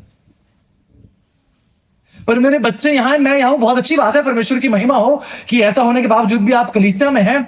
लेकिन बहन मैं माफी चाहता हूं, बाइबल ये कह रही कि आप परमेश्वर की आज्ञा का पालन दोबारा कभी नहीं कर पाएंगे जैसा परमेश्वर ने कहा था, क्योंकि आपने उसकी आज्ञा के मुताबिक सबत का पालन नहीं किया। आप तो हैं, आपका पति कहां है? आप तो हैं, आपकी पत्नी कहां है? यह आज्ञा का पालन कैसे होगा जब आप और आपकी पत्नी दोनों होंगे? जब मैं कह रहा था आप ना कोई काम काज ना करना, इसका मतलब यह कि आपका पति पत्नी भी ना करे। सच्चाई यह है कि अगर आपने किसी अविश्वासी से अपना रिश्ता जोड़ लिया तो आप प्रभु की ये चौथे आज्ञा, ये 7वें दिन की पवित्रता को कभी भी आज्ञा अनुसार नहीं मना पाएंगे।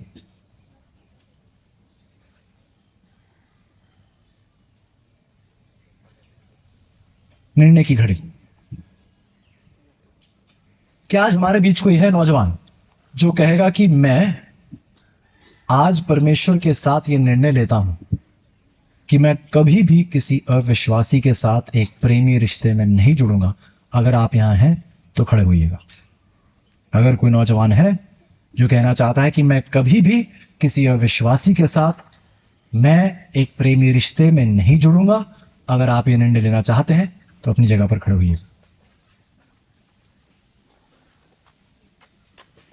जो दिल से कहना चाहता है कि मैं कभी भी किसी अविश्वासी के साथ एक प्रेमी रिश्ते में नहीं जुड़ूंगा, नहीं जुड़ूंगी। अगर आप यहां हैं तो अपने कदमों पर खड़े होइए। बस बाकियों का क्या निर्णय है? अब गौर से सुनिएगा, मेरे लिए मत खड़े होइएगा। मेरे डर से क्या भाई क्या सोचेंगे, कोई माने नहीं रखता मैं क्या सोचता हूं। मैं आपको कुछ नहीं दे सकता, आपसे कुछ नहीं ले सकता।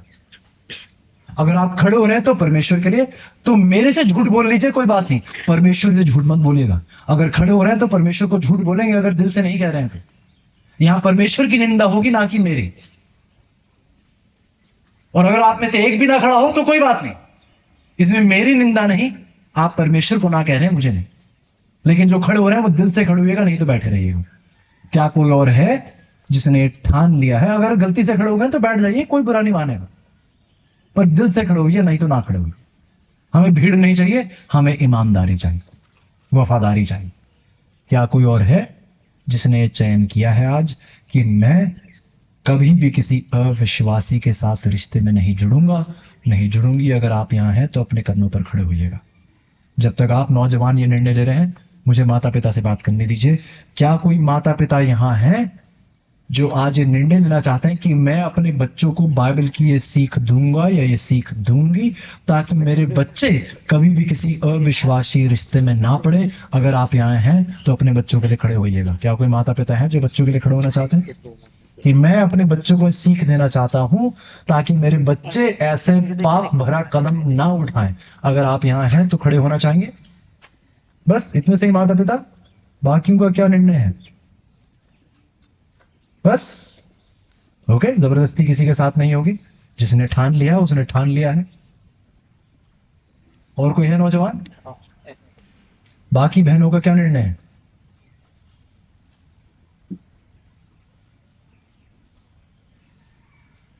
बाकी भाइयों का क्या निर्णय है? मैं किसी अविश्वासी के साथ एक प्रेमी रिश्ते में नहीं जुड़ूंगा। परमेश्वर ने बात स्पष्ट कर दी कि ऐसा रिश्ता परमेश्वर की नजर में क्या है? क्या है? पाप। अब अगर यहां कोई मौजूद मसीही सेवंथ डे एडवेंटिस्ट नौजवान है जिसका किसी अविश्वासी के साथ रिश्ता है, क्या आप उस रिश्ते को त्यागने के लिए तैयार हैं परमेश्वर की महिमा के लिए? क्योंकि ये रिश्ता परमेश्वर की नजर में क्या है? और पाप को कितने दिन तक अपने जीवन में रखना चाहिए? कितने दिन को रखना चाहिए पाप को जीवन में? एक पल भी नहीं। तो क्या कोई है जो खड़े होकर सामने आना चाहेगा ये कहते हुए कि मैं इस रिश्ते को आज तोड़ता हूं क्योंकि मैं प्रभु के खिलाफ पाप नहीं कर सकता? क्या कोई नौजवान है? इसमें कोई शर्म की बात नहीं है। आप परमेश्वर के सामने आ रहे हैं, दुनिया जो सोचती है सोचने दीजिए। क्या कोई है जो सामने आना चाहे? है कोई? क्या कोई है?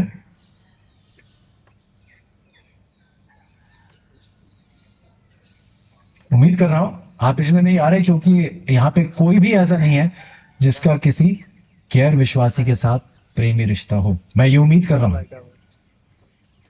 लेकिन अगर है तो आपसे कहना चाहूंगा ये रिश्ता आज टूटना चाहिए, 1 घंटे बाद नहीं। ये रिश्ता अब टूटना चाहिए क्योंकि परमेश्वर की नजर में क्या है? पाप। मैं हाल ही कुछ दिन पहले एक मीटिंग से आ रहा हूं जहां पर एक भाई और बहन ने निर्णय लिया है। भाई अभी एडवेंटिस्ट नहीं बने, बनना चाहते हैं, बहन एडवेंटिस्ट है, और दोनों ने निर्णय लिया है कि वो अपने रिश्ते को परमेश्वर के सामने बलिदान कर देंगे। अगर परमेश्वर चाहें तो शायद दोबारा एक दूसरे की ओर रास्ता दिखाएं, लेकिन उन्होंने अपना रिश्ता परमेश्वर के हवाले कर दिया है। भाई अपने आप से परमेश्वर में बढ़ेंगे, बहन अपने आप परमेश्वर में बढ़ेंगी। प्रेमी रिश्ते में बनकर आप ये नहीं कहते कि मैं उनका प्रेमी हूं और मैं उनकी मदद करूंगा। ये रिश्ता परमेश्वर की नजर में क्या है? पाप है। क्या कोई और है जो खड़ा होना चाहता है? क्या कोई और हो जो सामने आना चाहता है ये निर्णय लेते हुए कि आज से मैं निर्णय लेता हूं प्रभु की सामर्थ्य में कि मैं किसी भी अविश्वासी के साथ एक प्रेमी रिश्ते में नहीं जुड़ूंगा या जुड़ूंगी? कोई और है जिसे खड़ा होना है इससे पहले कि हम प्रार्थना करें? ओके, हम प्रार्थना कर रहे हैं। ध्यान से सोचिएगा, कल रात भी मैंने आपसे यही बात कही थी। प्रभु के लिए निर्णय लेने में देरी मत कीजिएगा। शायद आप जिंदा ना रहें दोबारा निर्णय लेने के लिए। शायद एक और पुकार सुनने के लिए आप जिंदा ना रहें। तो जब प्रभु पुकारें तो कभी भी देरी ना कीजिएगा। प्रार्थना करेंगे अगर अभी भी कोई सामने आना चाहे जो किसी ऐसे रिश्ते में है व्यक्ति और उस रिश्ते को तोड़ना चाहता है तो जरूर आइएगा। अगर आप प्रभु के लिए खड़े होना चाहते हैं और ये निर्णय रहे ठान लेने की मैं ये पाप नहीं करूंगा तो अपनी जगह पर खड़े होइएगा। ये प्रार्थना करते हैं। प्यार परमेश्वर, प्रभु हम आपके समीप आए हैं। हम में ना कोई ताकत है प्रभु, ना कोई सामर्थ है, ना बुद्धि है, ना कुछ है प्रभु। हम ना चीज हैं, हम तो मिट्टी भी नहीं है प्रभु आपके बगैर, क्योंकि मिट्टी भी आपकी रचना है। हम कुछ नहीं है प्रभु आपके बगैर। आज प्रभु आपके समीप खड़े हैं। आपने वचन से हमसे बात की है और अब निर्णय की घड़ी है प्रभु। अक्सर हम वचनों को सुनकर बस घर लौट जाते हैं, सोचते हैं या अमल करते हैं या नहीं। आप चाहते हैं कि हर संदेश के साथ एक निर्णय की घड़ी हो जहां हम ये चयन करें कि प्रभु के साथ खड़े होंगे या दुनिया के साथ, शैतान का साथ देंगे या परमेश्वर का। प्रभु आज आपके बच्चों का नतीजा आपके सामने है। विनती करता हूं प्रभु कि किसी का भी दिल पत्थर ना हो पाप की वजह से। विनती करता हूं प्रभु कि कोई भी प्रभु उन स्वर्गीय दिनों को न ठुकराए जो आपके वचन का पालन करने से हम अनुभव कर सकते हैं। विनती है प्रभु की प्रत्येक मौजूद यहाँ नौजवान को माता पिताओं की अगुवाई कीजिए ताकि हर मौजूद इंसान अपने बच्चों के लिए, अपने लिए ये निर्णय ले कि ये इस पाप को कलीसिया में हम जगह नहीं देंगे। विनती है प्यारे प्रभु, हमें क्षमा दीजिए, हमें परिवर्तित कीजिए और प्रभु हमें वो सही रास्ता दिखलाइए जिस रास्ते पे चलकर हम हमेशा हमेशा का जीवन आपके साथ व्यतीत कर सकते हैं। धन्यवाद है प्रभु इस समय उन बहुत से अजीजों के लिए जिन्होंने ये पाप किया है लेकिन आपने उन्हें माफी दी है, परिवर्तन लाए हैं उनके जीवन में, आशीष लाए हैं क्योंकि उन्होंने पश्चाताप किया है। प्रभु अगर आज कोई ऐसा रिश्ता है जो शादीशुदा है प्रभु वो पश्चाताप करें और आपसे माफी मांगे। प्रभु अगर शादी नहीं हुई है तो मेरी विनती है कि उन्हें दिखाएं ये रिश्ता पाप है और शादी में परिवर्तित नहीं हो सकता। इस पाप को आज ही त्यागने की जरूरत है। प्रभु उन्हें एहसास दिलाएं कि ये एक पाप उन्हें हमेशा के लिए अनंत जीवन से जुदा कर सकता है, अलग कर सकता है, वंचित रख सकता है। विनती है प्यारे प्रभु आज आपकी हर संतान प्रभु यीशु को चुने, किसी रिश्ते को नहीं। ये सब कुछ विश्वास, धन्यवादी, शुक्रगुजारी के साथ प्रभु यीशु के नाम से मांगते हैं, आमीन।